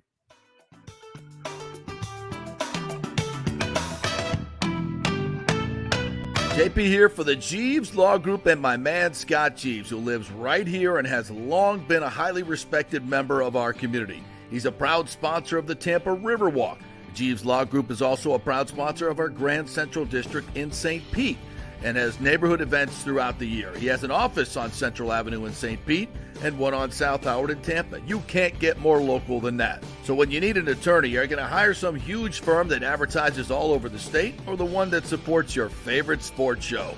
It's the Jeeves Law Group. We're local, we're trusted, and we get results. For personal injury and personal attention, call us for a free case evaluation. That's 8889-JEEVES. That's 8889-JEEVES. All right, this is for all you guys who don't want to go to the gym and do 5,000 crunches. At Bay Area Modern Medical Center, you can get on the new True Body machine where you can reduce fat and tone up your muscle. It's like doing 54,000 crunches in just 15 minutes. Define your body as you see fit. True Body offers personalized muscle stimulation that delivers the equivalent of those 54,000 crunches in just 15 minutes. Just get in touch with them at Bay Area Modern Medical Center, BAMMC.com. Chris Lugo and the team over there will set you up on True Body and get amazing results. Non-invasive with comfortable and little to no pain and and zero downtime. You can isolate and target those areas that you want to improve and treat multiple areas simultaneously. It's an amazing machine, so check it out at Bay Area Modern Medical Center, BAMMC.com. It's Diamond Days at the Gold and Diamond Source because April's birthstone is diamonds. As they take center stage, get up to 20% off all diamond jewelry. And our first-time buyers program will help you get educated about the 4 C's and all the different shapes and styles. And remember, you only want natural diamonds, folks. It takes billions of years to form a natural diamond. You don't want something that was made in a factory just a couple of weeks ago. And remember, your Golden Diamond Source diamond never loses its value. You can always trade up at the Golden Diamond Source for a bigger, better one. And they will spend the time to educate you about your diamonds and how to take care of them. And of course, consider the Golden Diamond Source to maintain and insure your jewelry. They can professionally clean it, check the settings, and make any necessary repairs to keep your jewelry in top condition. It's the 40th anniversary of the Golden Diamond Source, 3800 Omerton Road, always online at thegoldendiamondsource.com. Let's go. Right now, back to the show on FanStream Sports. All right, welcome back to the JP Peterson Show, brought to you by the great folks at Extravaganza Productions, EPI. They do big events. They do small events. They will get your event looking professional, whether you have a charity event coming up, a big birthday, a graduation party that you want to do with some audio visual, do something really creative with some great props. Well, go to the warehouse there. Go to their office at Extravaganza Production. They'll give you a free creative meeting. We'll show you all the props that they have, come up with some great ideas for you. You give them a budget, and they'll hit that budget number for you and absolutely do a perfect job. It's Extravaganza Productions. Again, big or small event, does not matter. They'll take care of you. So call my good friends over there, Paul Thomason and Dolly Brown at extravaganzaproductions.com and tell them JP sent you. Please do that. A couple other notes I want to get to before we get to Dan Schlossberg here, author of the Hank Aaron book that is out. Caitlin Clark the other night, the audience was 2.1 million people, biggest audience ever for a WNBA game by a large margin. Not quite what she was getting for the college games, but pretty damn big. It's a great start. I tuned in for a little bit to see it. She was struggling a little bit though out there. Yeah. Which I expected that. Yeah. Like Angel Reese, I think struggled a little bit yesterday, but picked it up late. Yeah. Yeah. These ladies aren't going to come in and dominate the league. These are right, but they're carrying the star power though for it, because we see them as such big stars in college and everything. And like in many ways, like they've maintained that star power going to the WNBA. Yeah. Now, I don't think she's getting 2.1 million as the season goes on. I think there's a little bit of curiosity, but ticket sales have been really, really strong. And it's fantastic. And I think, as long as the other players embrace what's going on and not and quit the sniping and all that other stuff, I think this could be a tremendous boost for the WNBA. They're already flying on charter flights now. How about that? How about that? Watched a little bit of the hockey last night, the Avs and the Stars. Avs get the win now. The Stars still have the lead though, 3-2. All the teams that were facing elimination, I think, won their game fives. So that one's not quite over. And we got a little bit more NBA coming up tonight and last night. Like I've jumped the gun on like all these series when it comes to hockey and in the NBA. Like I thought there was no way Carolina was getting back in this series, and now all of a sudden I'm concerned for New York. Yeah. And then what did I call for a sweep almost for Denver and Minnesota in the NBA? Mm-hmm. And what happened to the Timberwolves? Nikola Jokic happened. Yeah. He has no peers right now. He has no peer. He is in a tier of his own. He's got the defensive player of the year, like the 4-time defensive player of the year guarding him. Yeah. And he's dropping 40 on him. Like it's easy. That what he was doing to Gobert the other night was kind of funny. It was actually, I think he was almost toying with him. And the different contortions, you don't remember, or maybe you do. You remember watching Kevin McHale, the great Boston Celtic, I've with only Larry seen it Bird in and clips, Robert Parrish and DJ, one of the great teams of all time. But he had, and their bodies are actually kind of similar, dad bod gods. Just an array of post moves that you just never know which way he was going, left, right, under, over. And, Jokic adds, the 3-point perimeter game as well, and just incredible passing. It's why he's the MVP. But he was just toying with Rudy Gobert the other night. And it's kind of funny, honestly. And Jamal Murray, I think, who was a little injured early on, is now able to get to his spots and is stepping up. So, yeah, I had the Nuggets buried. I had the Timberwolves winning the championship after those first 2 games. Not so fast, my friend. Not so fast, my friend. All right, we want to welcome in author Dan Schlossberg. He is the author of a new book called Home Run King about the great Hank Aaron. It's the 50th anniversary of 7-15. I was just a 10-year-old boy watching that one night, telling my mom, sorry, I got to stay up late, Mom. She's trying to shoo me off the bed, and I'm going. Dan Schlossberg joins us. Hello, Dan. How are you?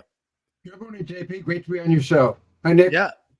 Hey, where are you coming to us from there? It's a beautiful setting back there that you have with the trees and everything. I did a travel show last week, and that is not where I live. I live in northern New Jersey. That is not northern New Jersey, as far as I could tell. So I know you grew up a Braves fan and then became a sports writer. Tell me a little bit about why the story on Hank Aaron. Obviously, for someone, I'm 60 years old, so I remember this waiting all the entire off season, right? Till baseball came back to watch the great Hank Aaron go after Babe Ruth's record. What got you so passionate about this? I became a Braves fan in 1957 when the Milwaukee Braves beat the Yankees in the World Series. All my friends rooted for the Yankees because the Dodgers and Giants were leaving town for California. Right. Hank Aaron led both teams in all 3 Triple Crown categories: batting, home runs, RBIs, and the Milwaukee Braves won their only World Championship. And by the way, here's an interesting note for your viewers. The Milwaukee Braves were the only team in baseball history that never had a losing record. I did not know that. And tell the folks a little bit about Hank Aaron, the early years and coming up through the minor leagues and how difficult it was for him. And he was just an absolute phenom. And if you've ever watched Henry Aaron hit, the fastest hands in the history of the game, without question, the best hands in the history of the game. And, I always marveled at how Tony Gwynn always seemed to barrel up the ball, and he did. But Hank Aaron did it with power, right? He was a contact hitter and a slugger. He averaged 63 strikeouts a year. For Tony Gwynn, that would have been a lot. But for a guy with as many home runs as Hank Aaron, that is not a lot of home runs. A lot of guys strike out almost 200 times a year. Yeah. It's crazy. Aaron was a contact hitter. He won all 3 legs of the Triple Crown at least twice, but never in the same season. He never won a Triple Crown. But he led his league in RBIs 4 times. Willie Mays never did that. Huh. And still to this day, and if you throw out Barry Bonds numbers, as I do, and I think many of us do, where would Hank Aaron stand right now in terms of all time? If you take away his 755 home runs, he still would have over 3,000 hits. He was the first guy to have 3,000 hits and 500 home runs. Very impressive. And he and Eddie Matthews, his Hall of Fame teammate, combined for hitting 863 home runs during the time they were together. That's a major league record. Wow. And homering 75 times in the same game. Also a major league record. Now, I had the pleasure and honor to have him on my show a couple times when we were in Atlanta before he passed away, and just an absolute class act. Talk a little bit about the story behind the story and what he had to deal with as the Braves moved to the South during a very tumultuous time of race relations in our country. That was a tough time for him. He did not want to go from Milwaukee to Atlanta. He was very comfortable in Milwaukee, and reading about Lester Maddox with his axe handles, chasing away blacks who tried to patronize his chicken restaurant before he became governor of Georgia. So Aaron did not want to go down there in the worst way, but he did go. And when he went and he saw the altitude of Atlanta and realized that Atlanta was kind of a liberal bastion and a conservative state, and saw that he could become a pull hitter in Atlanta Fulton County Stadium, he realized right away that he could break Babe Ruth's record. And he was slow and steady, gets the worm or whatever, and he did. He never hit more than 47 home runs a year, but always hit 44, matching his uniform number or thereabouts. Consistency is the name of the game, and that's what he did. Nick, you have any questions about Hank Aaron being of the younger generation? Yeah, I was through some of your research here and knowing him and everything. I mean, what are some of the stories that don't get talked about much that you may have learned here during your whole research here on this book?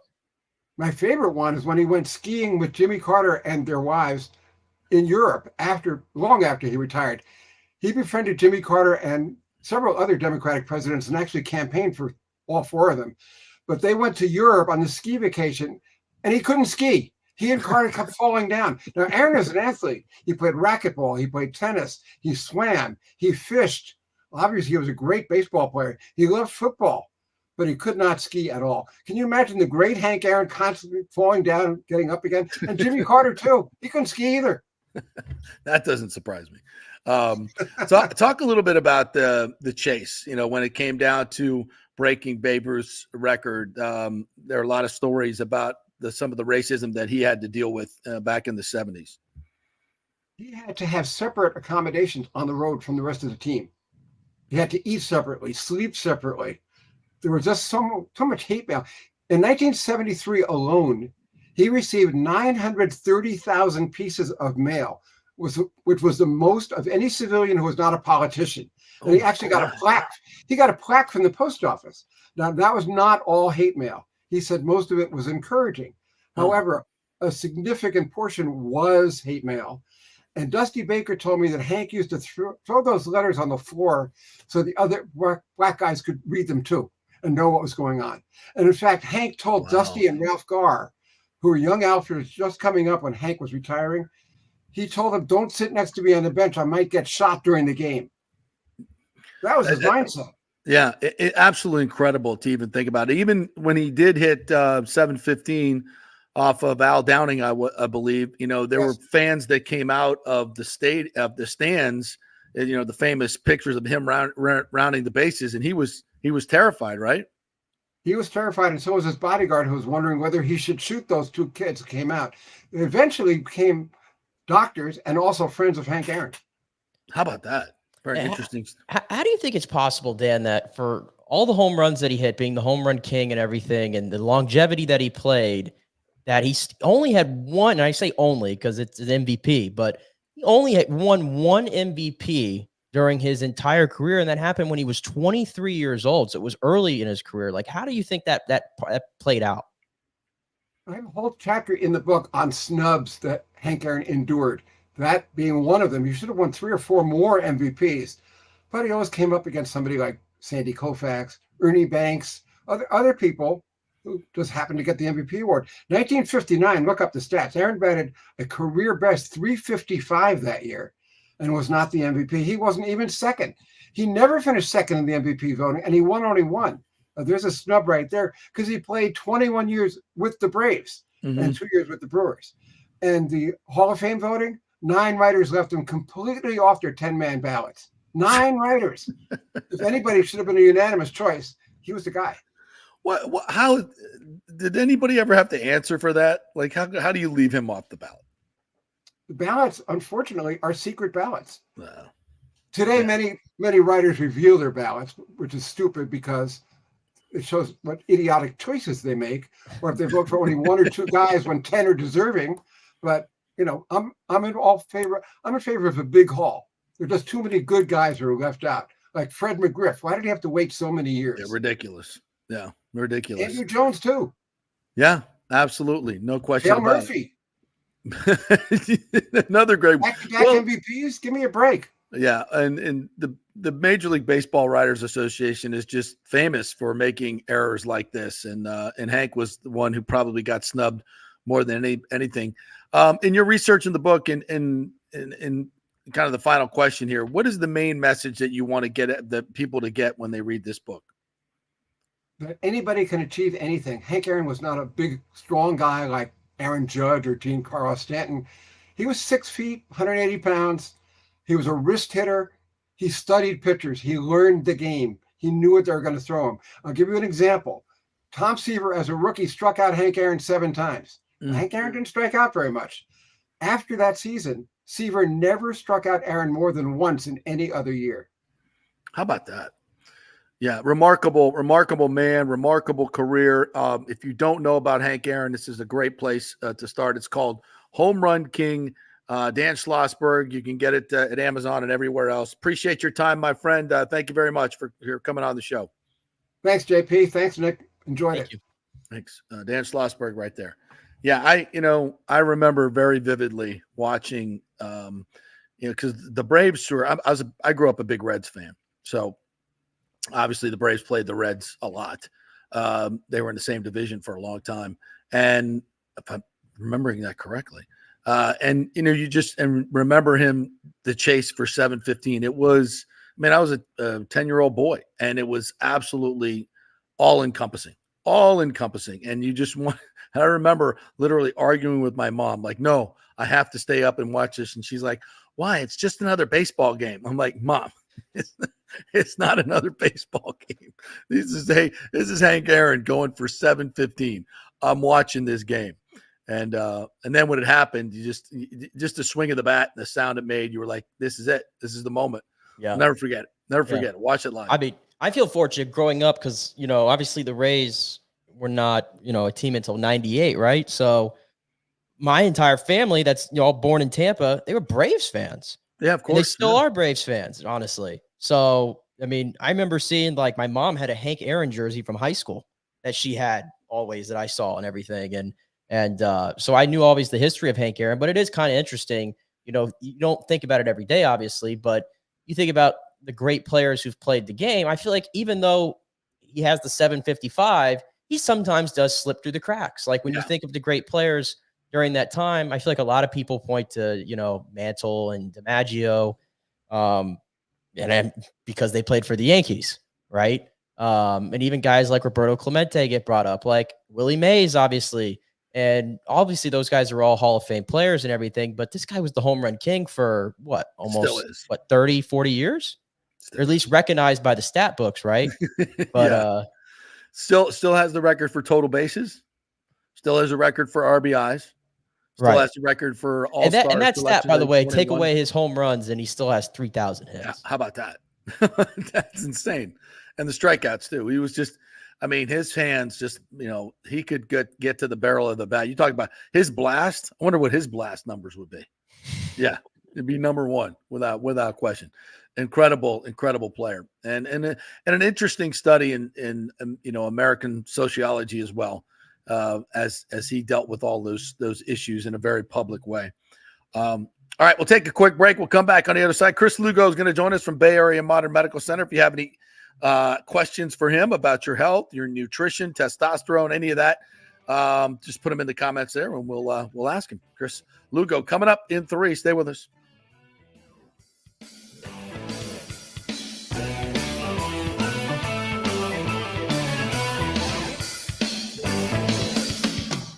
JP here for the Jeeves Law Group and my man Scott Jeeves. If you're going to hire an attorney, do you want some guy looking for a quick settlement and a quick buck, or do you want an attorney with some chops? Scott is a board-certified civil trial lawyer and a certified circuit court mediator. Been practicing in the Tampa Bay area for over 30 years. He is a peer-reviewed AV preeminent rated civil trial lawyer. They just don't hand out those classifications. He's been the lead class action counsel on many complex consumer protection cases and has handled hundreds of serious personal injury cases. He's dedicated his career to protecting injured victims and is committed to vigorously representing you. We're local, we're trusted, and we get results. Personal injury and personal attention. Call for a free case evaluation. That's 888-9-JEEVES. That's 888-9-JEEVES. The Jeeves Law Group. JP here for the Geddes Gordon Real Estate Group and our good friend Jane Geddes. Folks, simply put, there is nobody like Jane. Jane is a former LPGA 2-time major championship winner. She was also vice president of talent relations at WWE. She also has a law degree from Stetson. So if Jane can drain a 10-footer to win the U.S. Open and stare down Hulk Hogan in the boardroom, you want Jane on your real estate team to not only negotiate the best deal, but find you the perfect home or investment property. And when you work with the Geddes Gordon Group, you become part of the real estate family and get concierge services that include expertly staging, marketing, and preparing your home for sale. Advice on golf properties. Hey, you might even get some golf tips. Many of their clients become friends long after the sale or purchase is completed. It's all part of the deal. So if you're looking for that perfect home or investment property or try to get top dollar for your home, go with Jane Geddes and the Geddes Gordon Group, because there's nobody like Jane. Call 813-485-6808 or go to geddesgordon.kw.com. That's GEDDES Gordon.kw.com or call 813-485-6808. Everyone knows Italiano Insurance is your go-to for home insurance, but they also have an amazing team that focuses on business insurance. Yes, your business is most likely your biggest asset, so make sure you have the right coverage at the most competitive price. And if you started a side hustle recently, don't forget you need business insurance, because if you get sued in this over-litigious society we live in, you could lose all your personal wealth. So get that business insurance. And for the best customer service, always choose Italiano. My representative, Charity, is amazing. I called her late on a Friday because my insurance was going to lapse. She stayed late until the job was done. You just don't find that anymore. Give them a call, 813-877-7799. That's 813-877-7799. Italiano Insurance. Let's go. Right now, back to the show on FanStream Sports. All right, welcome back to the JP Peterson Show here as we roll on this schedule release Thursday. Hope you caught the first portion of the show, and Brian Ford, COO of your Buccaneers. If you missed anything, always you can check out the podcast, Apple, Spotify, and also on YouTube as well. All right, let's welcome in our good friend Chris Lugo from Bay Area Modern Medical Center. What's up, Chris? How are you, my friend? Gentlemen, good morning. You jacked up for the Bucs schedule? Did you circle all the games you're going to? Y'all ready? Too hot. It's way too hot. Man. Well, tell us how we going to get I don't know, the drone tarp. We got to come up with the drone. Or that too, but if Dallas can do it, we can do it. Yeah. Yeah, it's three games even. Well, it's four. The opener's at 4:25. So is it hotter at noon or 1 o'clock than it is? Actually, heat of the day starts around 3 o'clock, 4 o'clock in the afternoon. That's heat of the day. So that's like it's way 4:25. Yeah. The press box is so air conditioned, though. Man, it's beautiful, and they got the carving stations. Bananas Foster at halftime. I don't know what you guys are bitching about. It's beautiful. Oh, Nick, see what we got to deal with here. He always has to pull this card, He like tries to relate himself to the common folk, and then he pulls out the press box card, the carving station. Yeah. Membership has its privileges. Yes. But hey, get your butts in the seats early and get your hydration. Like, what do you do at doctor? What do you do now if it's a 4 o'clock game? I mean, you can't bring water in there, right? You gotta. They do have those refillable cups while you're there and getting stupid drunk and getting dehydrated. It's a quick way to get harpooned and be in the emergency room. Yeah. Right. Yeah. Yeah. That's gonna be tough. Well, your Gators in Miami are playing at 3:30 on August 31st, I believe. You got an afternoon game there in the Swamp. Yeah, those are 19-year-old kids. They can handle the heat. What about you? You'll be there. No, not for that one. So you won't go to football games outside in that time of year. That's why I like the Lightning so much. It's air conditioned. You're good to go. So I'm a hockey fan. I cannot disagree. Those are just really, really hot. But the Bucs fans will make it. They're hardy fans out there. All right, so what's going on? We just said that, by the way. He might get mad at me. Yeah. Well, what's going on at Bay Area Modern Medical Center? What's happening? Tell us a little bit. Nothing really new. Same old stuff, just different day. It's the normal stuff. Well, I wanted to ask you as we get into the heat of the summer. We talked about hydration. Obviously, I got my Hydrate Heroes here, so I'm good with that. But what about working out outside? What about eating? What should you change your eating habits during the summer? What do you think? I wouldn't change too much. I mean, look, being born and raised here, you get acclimated to the heat. Just like if we were to go to up north, I mean, it's like 50 degrees out and they're 40 degrees out, and people up in Canada are wearing shorts and in a t-shirt, and you're like, dude, you're on crack. It's freezing right now. You got a jacket on, right? So you get acclimated. So I will kindly and professionally disagree with the comment you made earlier about saying, hey, playing in the heat Our guys are more acclimated. I think we do have an advantage when we play a northern team, like a Buffalo team, like a Cincinnati team who's already starting to get a little cooler come September. You bring them here in October, November, when it's still a little warm outside and they're sweating, like they don't know what to do. Especially when they're playing games up north and they don't have to hydrate as much. They come down here, they forget how much they need to hydrate. I think those guys will cramp up probably more easily. I just go back to a good friend, Jeff Fain, who played here, also played in Cleveland and played in New Orleans. Yeah. And he said, this is why I think the Bucks were so smart to build that indoor facility for practice, because he played here before they had that. And he said it's not an advantage playing in Tampa Bay because they practice in it every day. And he said, by the time I got to Sunday, I was worn out. He said, you get dehydrated every day. Up north, you're not going through all the sweat and everything. And he said, by the time you get to Sunday in the fourth quarter, it's hot for both teams, but the teams up north haven't been dehydrated all week like you have down here. So I think to that end, it's not an advantage. Well, I think about back in the old days when they practiced by the Hall of Shame, right? Oh God, yeah. Let's go some old school there. Right. Well, not only that, not only did you have the heat out there, but you also had the fumes from the jets. From the jet fuel, sniffing on jet fuel all day long. Yeah, good times. They wanted to know why we weren't stellar players back in the day. Let's talk about the health benefits of sniffing diesel, whatever the hell that jet fuel is. Yeah. Jet fuel. And you could smell it. I mean, it was pungent 100%. Because where the field was, the practice fields were right across the end of the runway or the start of the runway, depending on which way the wind's blowing, and they're taking off. So all that exhaust is like coming right at you. Like, oh yeah, what a beautiful smell that is. Nick, do you remember those days? Were you too young? No. I think I was a little too young for that one. Okay. Yeah, I think I was a little too. What year time frame we talking here? They moved out of $1, I think, in 2005. I think early 2000s, yeah, because that's when International took it over, and they mowed down the Hall of Fame golf course. Sorry, yep.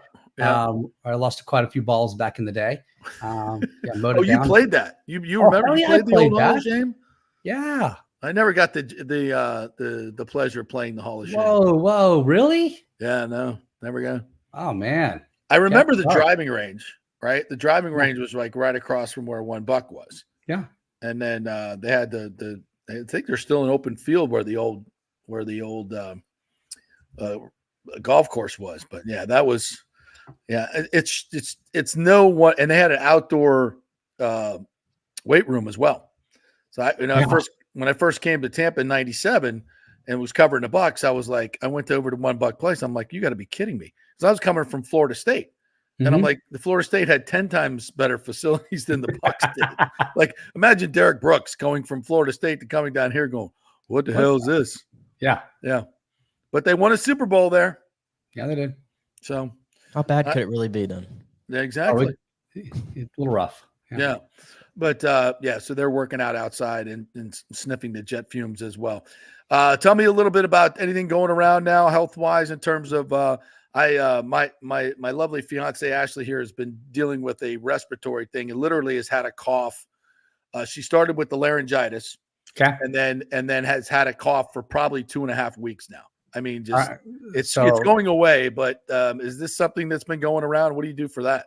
I had a few people with that, but not a lot. Okay, but Ashley was just sick here about 4 weeks ago, 6 weeks ago. Yeah. We got to work on her gut because it sounds like if her gut's not working so well, her immune system's taking it, and she's getting sick a little more often than she should be. Oh, I think her three main food groups are sugar, baked goods, and she weighs 89 pounds. I mean, I was going to say 88, but I'll give you 89. Okay. Yeah, it's like she doesn't get fat. She's not fat at all, but her diet could definitely use a little and that's where diet comes in for immune system, right? Because 100%. You got to have a good, happy, healthy gut. And people say, well, when I ate that food, I wasn't doubled over and in pain, so it's got to be good. But Nick, you had that comment when you went on your honeymoon, like, hey, I ate a cheeseburger when we were on our honeymoon, and it wasn't bad. But when I came back here and had a cheeseburger, it sucked, right? So when you do those little offenses, like if you feel like you're not double over in pain or puking your brains out or sitting on the toilet, that it all must be okay. And that's not the case.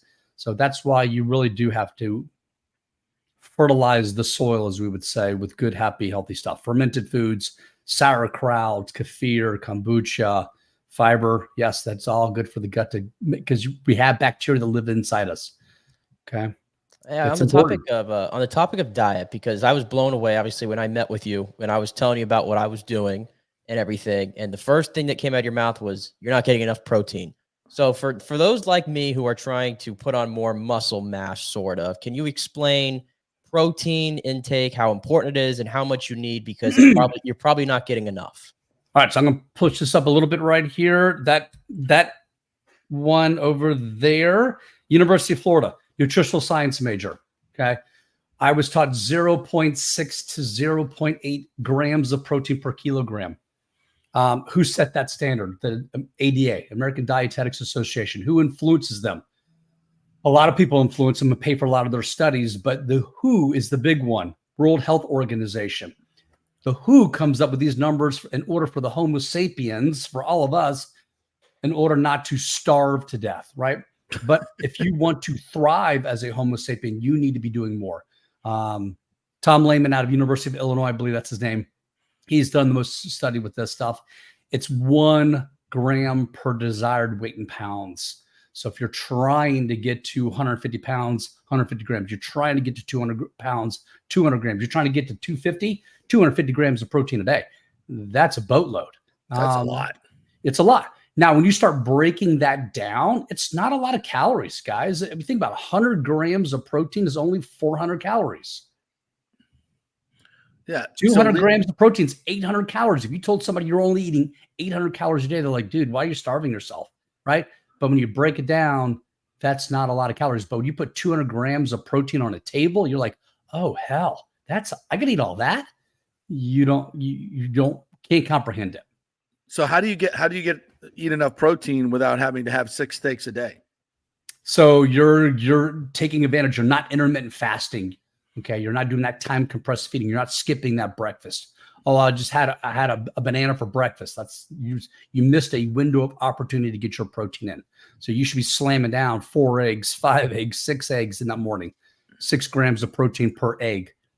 So take advantage of those things every 3 hours. You should be eating some kind of protein. Okay.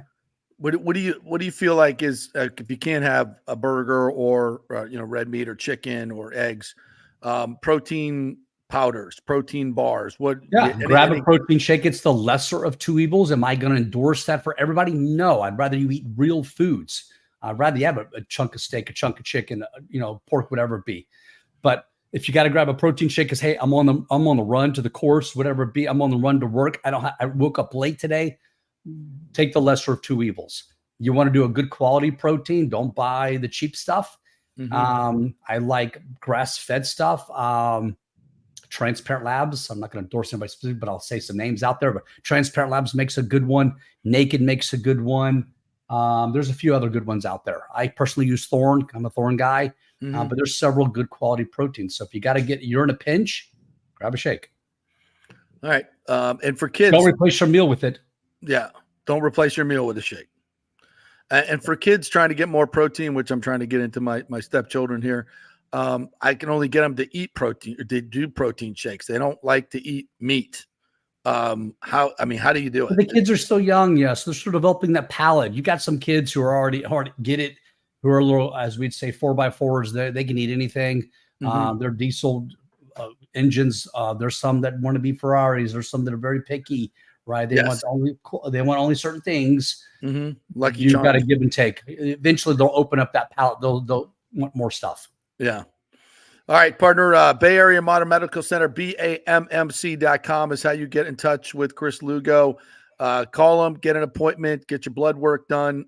Which, by the way, I need to get my blood work done. Do I need a script for that, or just go to Quest? You do, yeah. All right, send me a script. And Nick, healthier than he thought he was.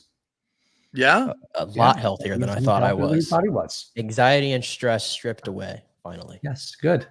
All right, there you go. Knowledge is power. So when you check under the hood, it's good to know what you got going on, right? Yep. Absolutely. And how much weight in the have you background lost? telling she's next. I had gone from 177 to 155. So I overcorrected a little bit. But now after I've met with Chris, I've actually got back up to 161 and not eating junk necessarily, just making the alterations that he kind of just mentioned in diet. Yeah. Good stuff. Get a healthy gut. It'll help your immune system and it'll help your weight as well. Thank you, partner. Appreciate it. All right, guys. Have a great week. Talk to you then. AMMC.com. Yeah, so nutrition is such a huge part of all of it. And I'm trying to eat a little bit better myself recently, get more protein. And I finally found something the kids like. I make the homemade chicken fingers, with the with olive oil and breadcrumbs. Yeah, They love it. I don't understand how a kid can't eat protein. Like I couldn't get my hands on chicken nuggets and steak. My goodness. Like I mean, I started early maybe, but I couldn't get my hands on enough. I make them these get some lean ground beef and I season it up really nicely, make burgers and now they'll eat McDonald's. They eat McDonald's burgers all day long, but the fresh made burger, no, want no part of it. I need to just start saving the wrappers and just like wrapping up my burgers in it, and then they'll eat them. They'll probably eat them if it's in a McDonald's wrapper. Isn't that crazy? Bananas. No, kids get up in the morning. They don't even want to eat. I'm like, how do you not want to eat in the morning?